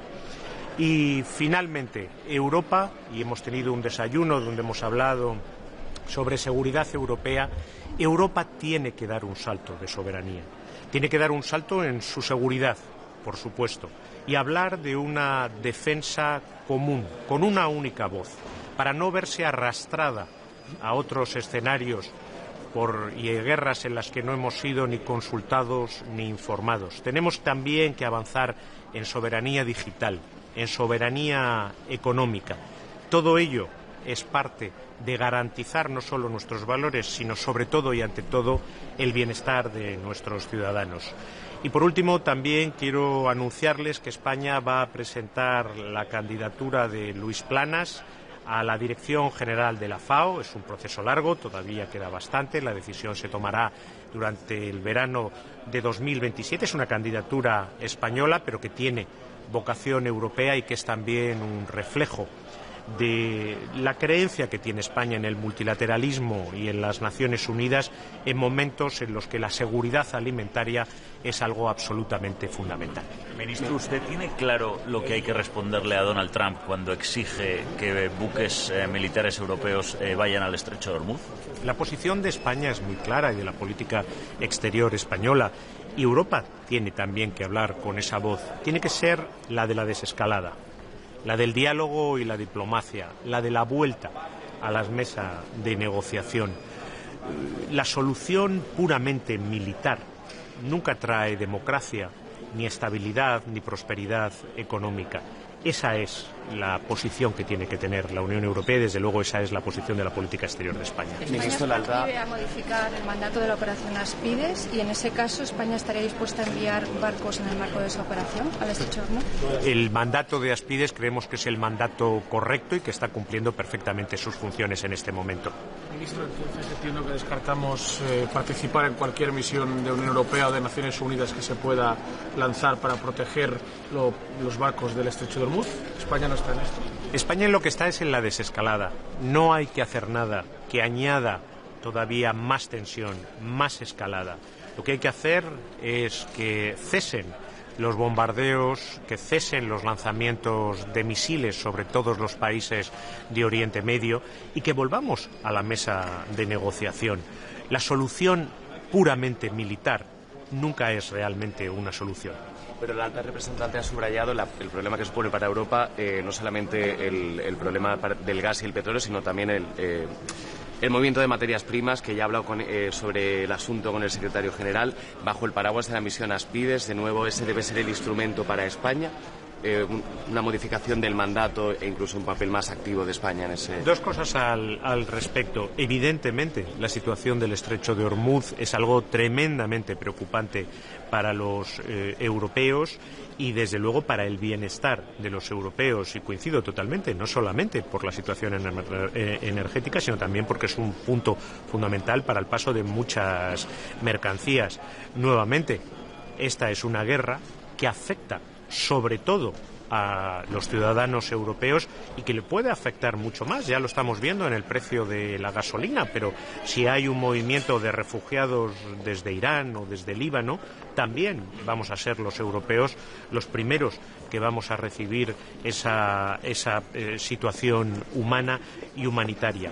Por eso, la posición de Europa, por nuestros valores, pero también por defender el bienestar de nuestros ciudadanos, el incremento de precios de todo tipo, tiene que ser la de que termine esta guerra, parar esta guerra y que sea la negociación y el diálogo los que prevalezcan. Y sobre Aspides lo he contestado anteriormente, creemos que la operación Aspides y el mandato actual es el correcto y por lo tanto no es necesario introducir ninguna modificación. Ministro, ¿vería bien entonces hacerlo en el marco de la ONU, como ha propuesto también la alta representante? Hablar con el secretario general de la ONU, Guterres, y bueno, se planteaba la opción de hacer una cosa parecida a lo que se hizo en Ucrania para liberar el tránsito de trigo. No sé si lo vería eso bien. Lo que veo bien sería terminar con esta espiral de violencia y esta escalada que ni tiene unos objetivos claros ni está llevando más que al sufrimiento de los civiles en toda la región y al encarecimiento de precios mundiales, afectar al bienestar de los europeos. Naciones Unidas tiene que estar involucrada en todos los lugares del mundo, pero si quiere un lugar donde Naciones Unidas está ya involucrada, estaba allí el secretario general de las Naciones Unidas ayer, es el Líbano, ahí estaba Antonio Guterres. Ese es uno de los escenarios donde hay que escuchar a Naciones Unidas y desde luego no es disparando sobre una fuerza de Naciones Unidas como es FINUL que se apoya en las Naciones Unidas. Ministro, hablaba de la necesidad de defender el derecho internacional tanto en Ucrania como Gaza como en Oriente Próximo. ¿Cree que Europa lo está haciendo? ¿Le gustaría ver una condena más firme por el ataque contra el derecho internacional de Israel y Estados Unidos? Me gustaría una voz más fuerte de Europa, sí, sin duda alguna, en defensa del derecho internacional, de los civiles que necesitan protección, del derecho internacional humanitario. Una voz más fuerte europea hablando sobre la situación en Gaza, la necesidad de que la ayuda humanitaria entre masivamente por fin, de una vez, que las ONGs europeas puedan actuar en defensa de UNRWA, señalando claramente lo inaceptable de la violencia de los colonos y la extensión de los asentamientos en Cisjordania, rechazando con firmeza una invasión terrestre del Líbano, protegiendo a los civiles. Sí, por supuesto, sin duda alguna me gustaría ver una voz más clara y más fuerte de la Unión Europea. España lo hace. España defiende con la misma fuerza a los civiles en Ucrania, a los civiles en Líbano, a los civiles en Gaza. Y defendemos la negociación y el diálogo en Ucrania, en Oriente Medio y en todos los lugares del mundo, por supuesto. Ministro, Castilla y León, ¿está satisfecho con los resultados de su partido? Bueno, ha sido un incremento del voto y demuestra, yo creo, dos cosas. Que el Partido Socialista tiene un enorme apoyo popular y que, desde luego, para frenar a la extrema derecha solo hay una papeleta útil, que es la del Partido Socialista. Ya sabemos que la papeleta de aquellos que han votado al Partido Popular va directa a los gobiernos de coalición con la extrema derecha. Muchas gracias.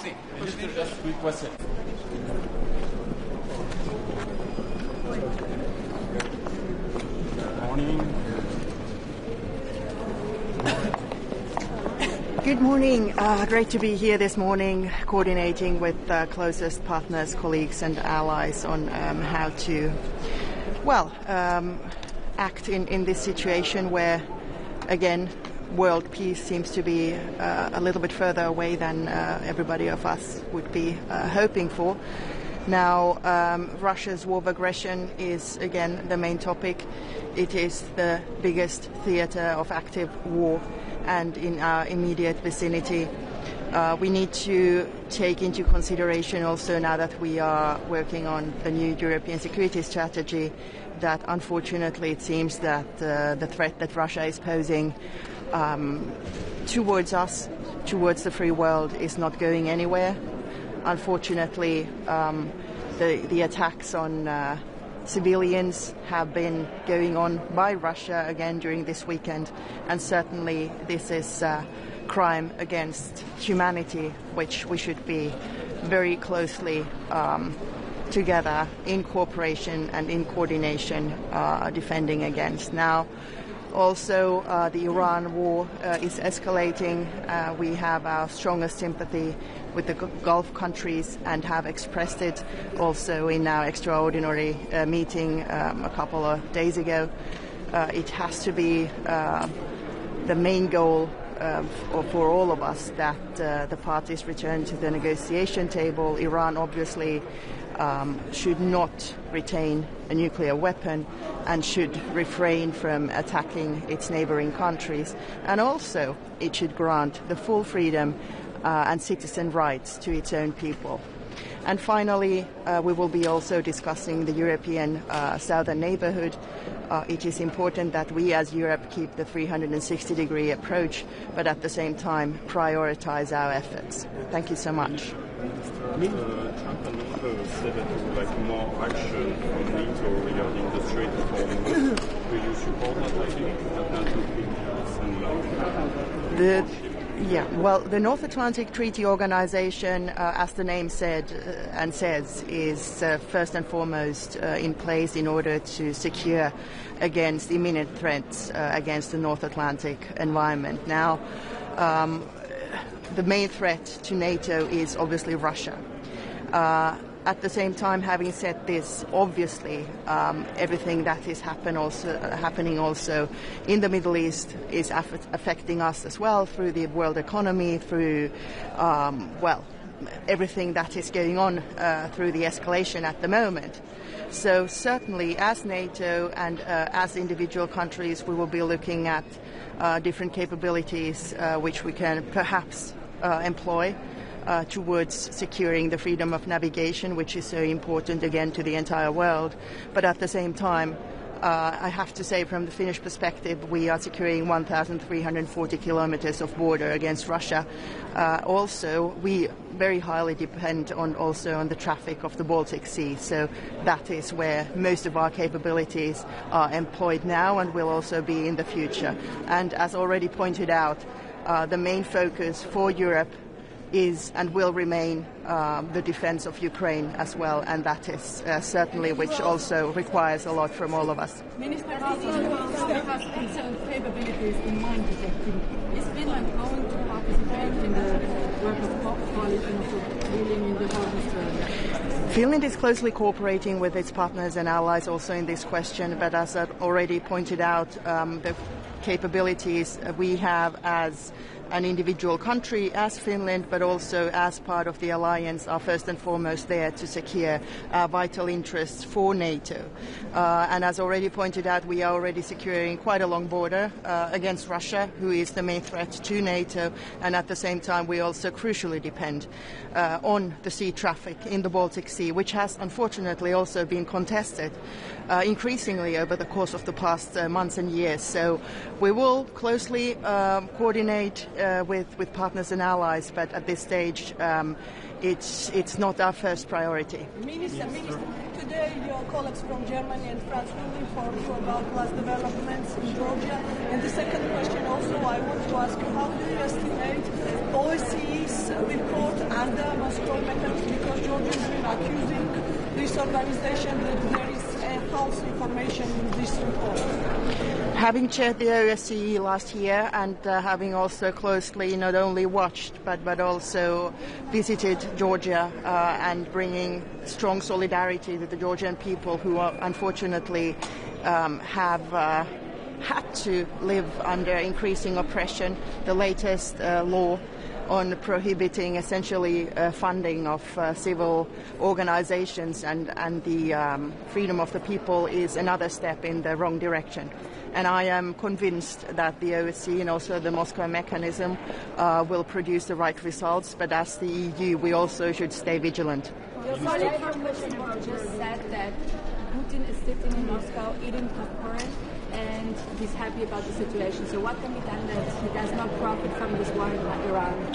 Putin, unfortunately, is profiting from the situation that we are observing around Iran massively, not only through the increase in oil prices, which seems to be there at least for the time being, also through the fact that the political focus of the entire world is now, and largely understandably also in the Middle East, instead of focusing on the war of aggression that Putin has been waging against Ukraine for the past 4 years. Now also how Putin probably is benefiting from this is that, of course, this massive escalation in the Middle East will also demand a lot of equipment for the defense of the individual countries, and especially in air defense. And this obviously is bad news for Ukraine, who has had to defend itself for so long already, and where Russia is specifically targeting civilians. So we have been discussing this already this morning and will continue doing that. And again, utmost priority at this moment is to focus on the war that Russia is waging against Ukraine, our continued support for Ukraine, and also our continued efforts to restrain the use of the Russian war machine through economic sanctions. And what we have been calling for, and this is the Finnish position, is that we should introduce a full maritime services ban against Russian essentially oil and gas produce, because we already see that the economy over there is crumbling. So now is really the time to put an end to this aggression. Minister, would Finland be ready to support the expansion of the mandate of the Aspides operation? Finland is already participating in the Aspides operation through officers, and we are, of course, looking again in close coordination with our partners and allies whether this operation should be extended for the immediate needs now for securing maritime passage through the Strait of Hormuz. But we are still in the phase where we are looking at this, at the demands and also at the joint capabilities we have and what can be potentially be sent over. Again, we unfortunately have a hot war waging in Europe too, and that is certainly our first priority. Thank you so much.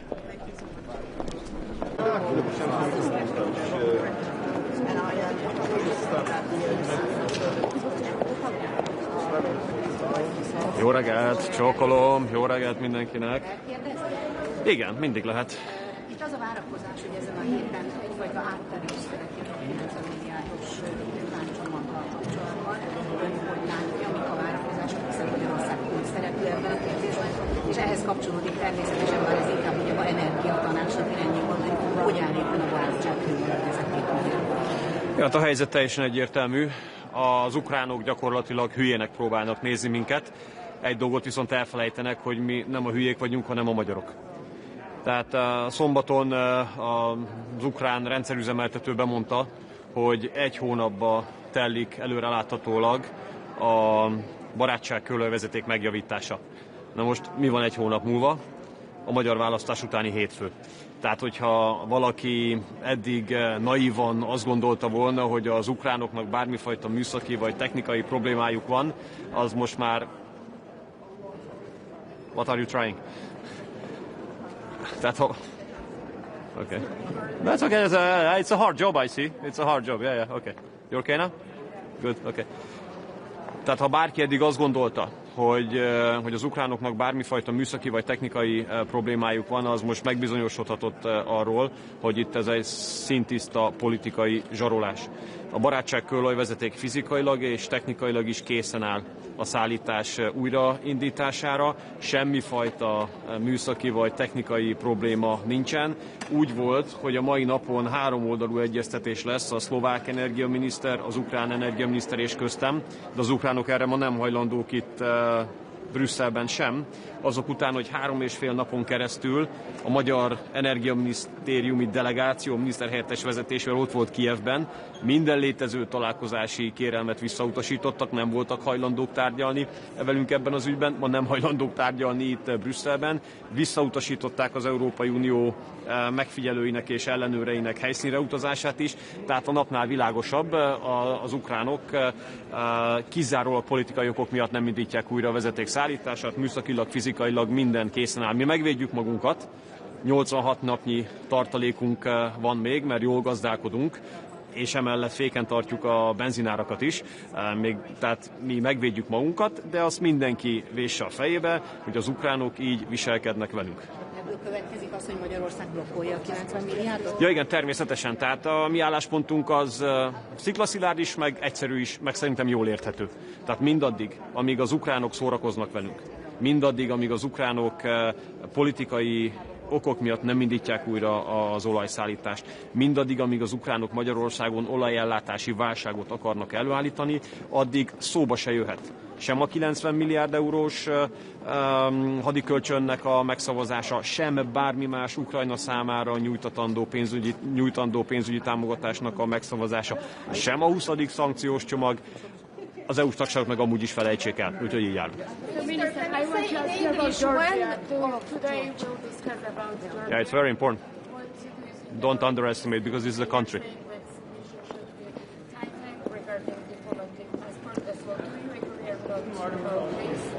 We absolutely reject and condemn this decision of the European Union. This is insane. That in case a patriotic party wins elections, then the European Union considers democracy in danger. You know, this...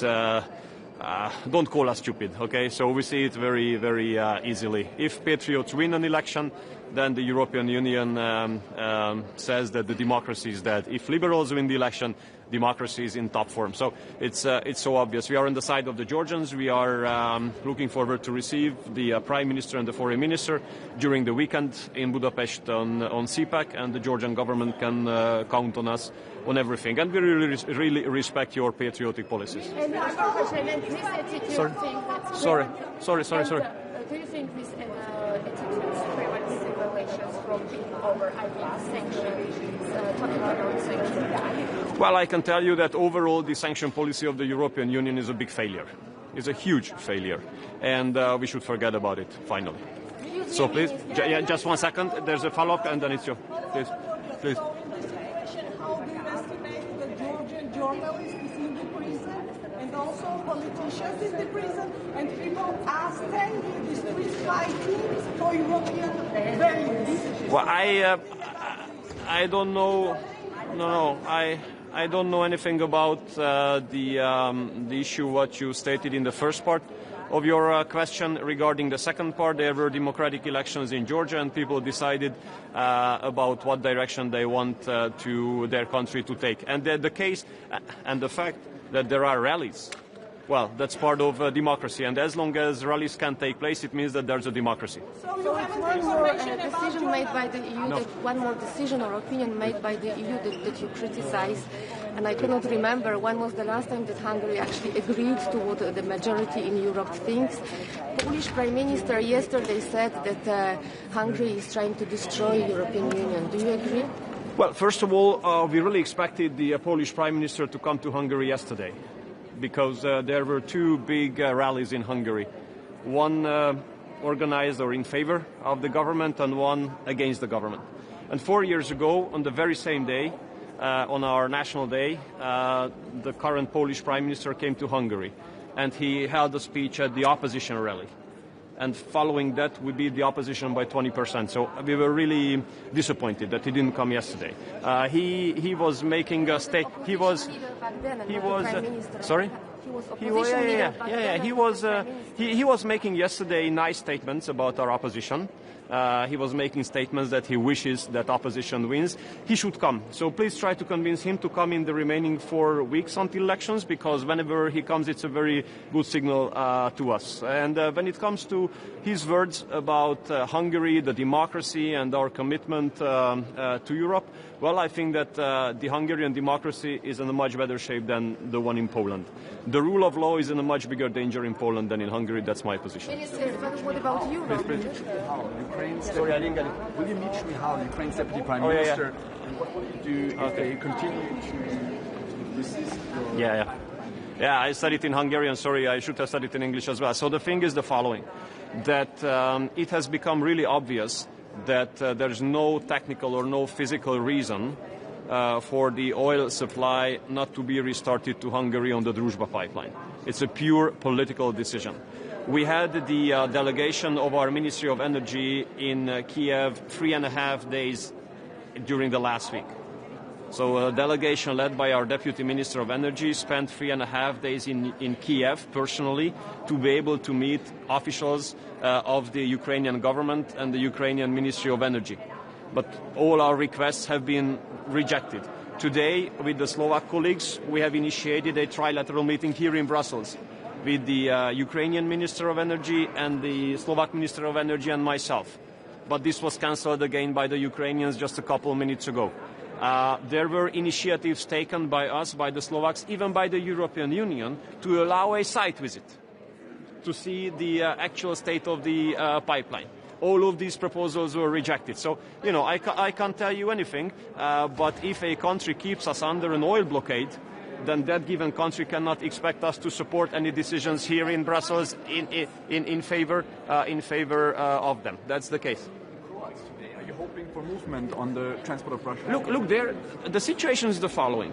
It is our sovereign right to decide what kind of energy sources we want to buy and on what route or what direction. And we don't want to become defenseless towards one pipeline when it comes to oil deliveries. We don't want to be in a situation when it is exclusively Croatia supplying us, because you never want to be in a situation when you are dependent by one source. Currently, we are supplied on two routes, the Druzhba pipeline and the Janov pipeline, which is an acceptable and, you know, I might say close to ideal situation to us. But, I mean, if you are only dependent on one pipeline instead of two, that's a no-go for us. So regardless of all the commercial debates, we have to make one step back. And we have to make it very clear that we are not ready. We are absolutely not ready to be dependent on one pipeline. Okay? Sorry. On this, and if so, do you see any room for a compromise on the 90 billion? On the 90 billion? Yeah, well, it's very simple. Very simple. As long as we are under oil blockade, we're not going to agree with that decision. Please? I'm sorry for Europe, right? How are you trying to destroy European Union, and what do you think? Is Poland facing a pole exit? We are in favor of European Union to be strong again. What we see now is a weakening of the European Union. Brussels has been weakening European Union very badly in the recent years. There must be a big political shift in Brussels, from extreme liberal to patriotic. And if this takes place, then European Union will be strong again. We want European Union to be strong, but currently European Union is weak. European Union is losing significance, both in global politics and global economy. That's how we see. That's a strong debate between us and the Polish government. But is Polexit a good thing? Because Sorry? Is Polexit a What good is thing? Polexit? But Poland leaving EU, because there are many Polish politicians who want to leave the EU now. you can decide that. I'm not a Polish. You know, I'm really fed up. Sorry. No, we are not. We are not planning to leave the European Union. Of course, we are not. Why would we? But you know, who did say that? There are many politicians in Poland who want to. You know, the thing is that I'm Hungarian, and it's well above my payroll to make comments on. Yeah, but I mean, okay, but this is the fact. Okay, there are politicians here in Europe who really love to comment on domestic issues of other countries. They really love to be smart enough, or think that they are smart enough, to tell others what to think and what to do. But I'm afraid I'm not smart enough to decide about the future of Poland instead of the Polish. So I leave it to you. I leave it to your people. And yeah, of course, no question. Sorry, Sultan. So first you were here, and then utána parancsolj. So. The Belgian Prime Minister is saying that he wants a normalization of the relationship with Russia. Do you agree with the Belgian Prime Minister? The Belgian Prime Minister says that. Well, I think that normalization of the European-Russian relationship would be a really great step forward, because currently what is happening is going nowhere. So, you know, blocking the channels of communication means that the hope for peace is being given up. And if there are more and more who say that the channels of communication should be open, the more satisfied or the more hopeful we can be. Do you see Belgium as a partner then? Well, I'll talk to the foreign minister today, because so far it didn't seem to me that they are representing that position, or at least not on the foreign ministers' council. But if there's a shift, then it can be positive. Just 1 second, there was another one, and then I come back to you. Formális dialógust Moszkvával. Ugye nem lehet azzal vádolni, hogy nem csinálna, de többi országban nem így van. Van esély, hogy ez meg fog történni? Hát először is jó reggelt kívánok. 4 éve mondjuk ezt, hogy ha a kommunikációs csatornákat elzárjuk, hogyha nincsen diplomáciai kapcsolattartás, akkor a háború befejezésének a reményét adjuk fel.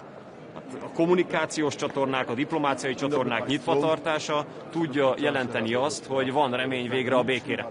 Úgyhogy hát ha most vissza tudna térni a józan észhez az európai mainstream, az remek lenne. Yes. I come closer because then I don't disturb. Russia is supporting Ukraine. Sorry? Russia is supporting Iran. And Ukraine asked to support the Gulf countries and the region with the drone. Russia is getting benefits from the oil prices. How you see this Iran conflict changing the dynamics concerning the relationship with Russia, taking into consideration what our colleagues said? Okay. Some countries start to ask for normalization. Yeah. So my position is the following: the war around Iran and the war in the let's say Gulf region poses a huge challenge of global crisis of oil supplies. And in this regard, I think the best move is what the Americans have made, to lift the sanctions on oil deliveries regarding Russia. Because if you look at the issue from European perspective, 2 major oil sources, the Arab world and Russia, are being blocked from Europe. And this means that Europe will suffer huge losses, and will be faced with terrible economic challenges unless the quantity of oil flowing to the European continent can be increased. And we don't have any influence on what is going on in the Gulf area, but we have an influence on whether the Russian oil can return to Europe, because this is just our decision. I mean, Brussels' decision. So that's why we think that the best decision would be to lift the sanctions on the Russian energy sources, let Russian oil come back to Europe. With this, we can moderate the price, and with this, we can avoid a risk or a crisis of the security of supply. So you welcome the Belgian Prime Minister's words? Again? Well, I'm sorry, I would be happy to welcome it if I had read it or read those. I did not read those, so I just know his words through your interpretation. But if he thinks that the channels of communication with Russia should be open, if relationship with Russia should be normalized, if he said that, then I agree. Then Belgium is a partner of Hungary. That's what I can tell you. Well, you can paraphrase it in any other way. We don't let ourselves be influenced by the Belgians or by anyone else. We have our position. Our position is that the channels of communication and the diplomatic channels must be open with Russia. We have to negotiate with Russia because the policy or the political strategy so far by the European Union has failed. So we have to make a turnaround or a change, a shift. And with this, I think that if the Belgian Prime Minister would like to reopen channels of communication with Russia, then welcome. Good morning. After 4 years, that was really high time for that. Mr. Minister, may I have a question? The President of Ukraine, Zelensky, told that Russia could earn up to $10 billion from oil if sanctions will decrease. How do you feel that this money go to the war in Ukraine? I look at it from Hungarian perspective and not from Russian perspective. The Hungarian perspective is that we would like to keep the prices under control. We don't want to pay more for the energy. We want cheap sources, and there can be no realistic explanation why we should buy more expensive oil compared to what we are doing now. So what we pay to Russia is 0.2% of Russian GDP, so no one can mean seriously that would make a change. But are you worried about war? How do you feel we have been worrying about the war for more than 4 years now because it's in our neighborhood, and to be honest, I don't understand why Brussels has been undermining all attempts to make peace in Ukraine finally. Just very quickly on Aspides, if I may, Minister, would you support... magyarul tetszik kérdezni? Hát magyarul is lehet, ez inkább egy nemzetközi kérdés. Csak már megfigyeltem, hogy tetszik beszélni magyarul. Igen. Would you support expanding the mandate of Aspides so that there would also be an EU operation in the Strait of Hormuz? Well, it's in a very initial phase, so we have to discuss it. Okay. It's a NATO operation or European operation? I didn't say anything like that. I didn't say anything like that because there was no proposal on the table yet. If there's a proposal, we can speak about it, but I can't tell you any decision yet. But there is a proposal from Mr. Trump. We'll see. He said we need it in NATO. Thank you. Bye-bye. Thank you.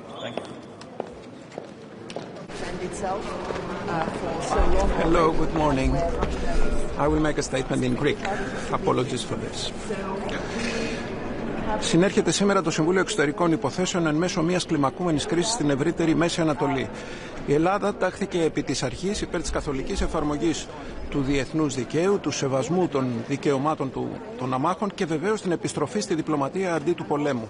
Ιδιαίτερα σε ό,τι αφορά την ελευθερία της ναυσιπλοείας, η Ελλάδα τάσεται υπέρ της ελεύθερης διακίνησης όλων των πλοίων στην ευρύτερη περιοχή και καλούμε το Ιράν να σεβαστεί τους κανόνες του διεθνούς δικαίου της θάλασσας. Ήδη στην ευρύτερη περιοχή λειτουργεί η επιχείρηση Ασπίδες, στην οποία συμμετέχουν 2 μονοκράτη της Ευρωπαϊκής Ένωσης. Η Ελλάδα στέκεται αλληλέγγυα στις χώρες οι οποίες πλήττονται, τις χώρες του κόλπου και παρέχει αμυντική συνδρομή στην Κύπρο. Δεν είναι στην πρόθεση της Ελλάδας να εμπλακεί στον πόλεμο. Ιδιαίτερα σε σχέση με την ελευθερία της ναυσιπλοείας θα ήθελα να επισημάνω το πόσο κρίσιμο είναι όχι μόνο για τις τιμές του πετρελαίου αλλά και για το σύνολο της εφοδιαστικής αλυσίδας να παραμείνουν ελεύθερες οι θάλασσες. Θα θέσω υπόψη των Ευρωπαίων συναδέλφων το ζήτημα της επίθεσης σε βάρος ελληνικού πλοίου στα διεθνή ύδατα στην Μαύρη Θάλασσα.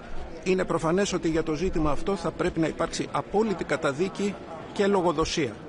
Είναι αυτονόητο ότι στις στιγμές αυτές που είναι εξαιρετικά κρίσιμες και οι συνέπειες μπορεί να είναι εξαιρετικά σημαντικές όχι μόνο γεωπολιτικά αλλά και οικονομικά και περιβαλλοντικά για την Μεσόγειο, η Ευρώπη θα πρέπει να αρθεί στο ύψος των περιστάσεων και να αναλάβει τον ηγετικό της ρόλο.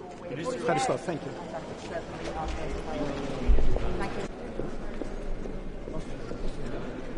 Guten Morgen, Frau Minister. Schönen guten Morgen. Heute geht natürlich sehr viel mit dem Fokus auf den Krieg im Nahen Osten. Vor ein paar Wochen bin ich, glaube ich, genau hier gestanden und habe gesagt, das, was wir gerade nicht brauchen, ist ein weiterer Krieg, der sich dann vielleicht auch noch ausweitet im Nahen Osten. Nun sind wir in der Situation und unsere Bevölkerung hat zu Recht Sorge vor zwei Dingen. Einerseits einer Wiederholung einer Flüchtlingswelle, wie wir sie 2015 gehabt haben. Andererseits natürlich massiv steigende Energiepreise. Ich sage ganz klar, dass wir alles daran setzen werden, dass sich 2015 nicht wiederholt. Ich bin auch überzeugt davon, dass es das nicht wird, weil wir viel besser vorbereitet sind, und zwar europäisch wie auch national beziehungsweise in der bilateralen Zusammenarbeit. Der Fokus wird aber sehr wohl auf die Frage sich konzentrieren, auch diese Woche beim Europäischen Rat, was jetzt die Europäische Union tun kann, um diese massive Angebotskrise, es ist bis zu 20% weniger Öl am Weltmarkt vorhanden und die damit einhergehenden massiv drohend steigenden Preise, zunächst natürlich im Öl- oder im Derivatsektor, also Benzin oder Diesel, und dann in weiterer Folge über Gas auch am Strombereich dämpfen zu können. Denn wir müssen alles daran setzen, dass die Haushalte weiter auch die Energie zahlen können und unsere Wirtschaft auch wettbewerbsfähig bleibt. Daher ist unsere politische Stoßrichtung als Europäische Union alles dafür zu setzen, diplomatisch, dass dieser Krieg endet, dass wir auf Deeskalation setzen. Das war in den vergangenen 10 Tagen massiv auch in einem Dialog mit den Golfstaaten der Fall, mit allen Anrainerstaaten, die auch betroffen waren von den Attacken des Iran. Und das wird jetzt auch im Mittelpunkt dieser Diskussionen stehen. Ich glaube, viele Wochen einen solchen Krieg zu erleben, der die Straße von Hormuz lahmlegt, das ist eine große Gefahr für uns auch in Europa, und daran haben wir absolut kein Interesse. Diplomatie daher im Mittelpunkt unserer Bestrebungen, einerseits diesen Krieg zu enden. Es sind ja einige Kriegsziele durchaus auch von den USA erreicht, andererseits auch eine freie Passage zu erwirken in der Straße von Hormuz. Vielleicht ein Punkt noch zur Ukraine. Der größte Profiteur dieses Krieges und dieser steigenden Ölpreise ist natürlich jetzt Russland, ist jetzt Wladimir Putin. Und das ist ein Ergebnis, das uns auch nicht gefällt. Wir brauchen eigentlich jetzt, gerade auch mit den USA gemeinsam, die Partnerschaft, um Druck auszuüben auf Russland, diesen Krieg zu beenden. Wir haben heute auch ein Mittagessen mit dem indischen Außenminister. Ich glaube, es braucht jetzt auch in diesem Vakuum, das entstanden ist, dadurch, dass die USA den Fokus auf den Nahen Osten haben, jetzt einen wirklichen europäischen Vorstoß, vielleicht mit Partnern weltweit. Aber klar ist schon, dass es jetzt nicht sein kann, dass der große Profiteur Putin ist, der sich jetzt ins Fäustchen lacht, weil er durch diese gestiegenen Ölpreise seine Kriegskasse wieder aufbessern kann. Außenministerin, wir sind, wie Sie wissen, keine Seefahrernation. Dennoch haben wir verglichen mit anderen westlichen Ländern eigentlich immer ziemlich gute Verhältnisse zum Iran gehabt. Daher meine Frage, haben Sie seit Kriegsbeginn mit Ihrem iranischen Amtskollegen Kontakt gehabt und würden Sie jetzt Kontakt aufnehmen angesichts der aktuellen Situation? Wir haben immer für eine diplomatische Vorgangsweise, gerade auch was den Iran angeht, plädiert.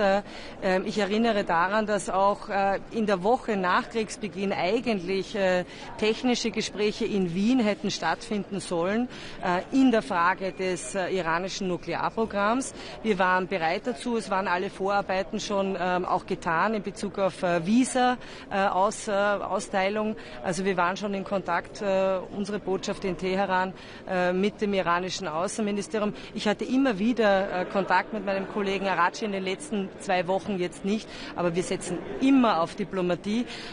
Auch, wenn ich das so offen sagen darf, weil wir anzweifeln, dass manche der genannten Kriegsziele auch im militärischen Weg tatsächlich erreichbar sind. Ich glaube, am Ende wird man auch in der Nuklearfrage ein Abkommen brauchen mit dem Iran.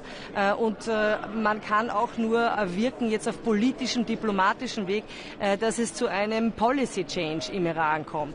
Die Frage eines Regime Changes habe ich immer angezweifelt, dass man das von außen mit Bomben herbeiführen kann. Das ist letztlich eine Sache, die das iranische Volk selber zu entscheiden hat. Das heißt, werden Sie Kontakt aufnehmen? Wenn sich die Gelegenheit bietet oder wenn es sinnvoll erscheint, auch in sozusagen Übermitteln einer gemeinsamen europäischen Botschaft, dann warum denn nicht? Ja. Die Marinemission Aspides, da geht es heute darüber, dass man das Mandat im Persischen Golf ausweitet. Österreich ist ja da auch dabei, soweit ich weiß, zumindest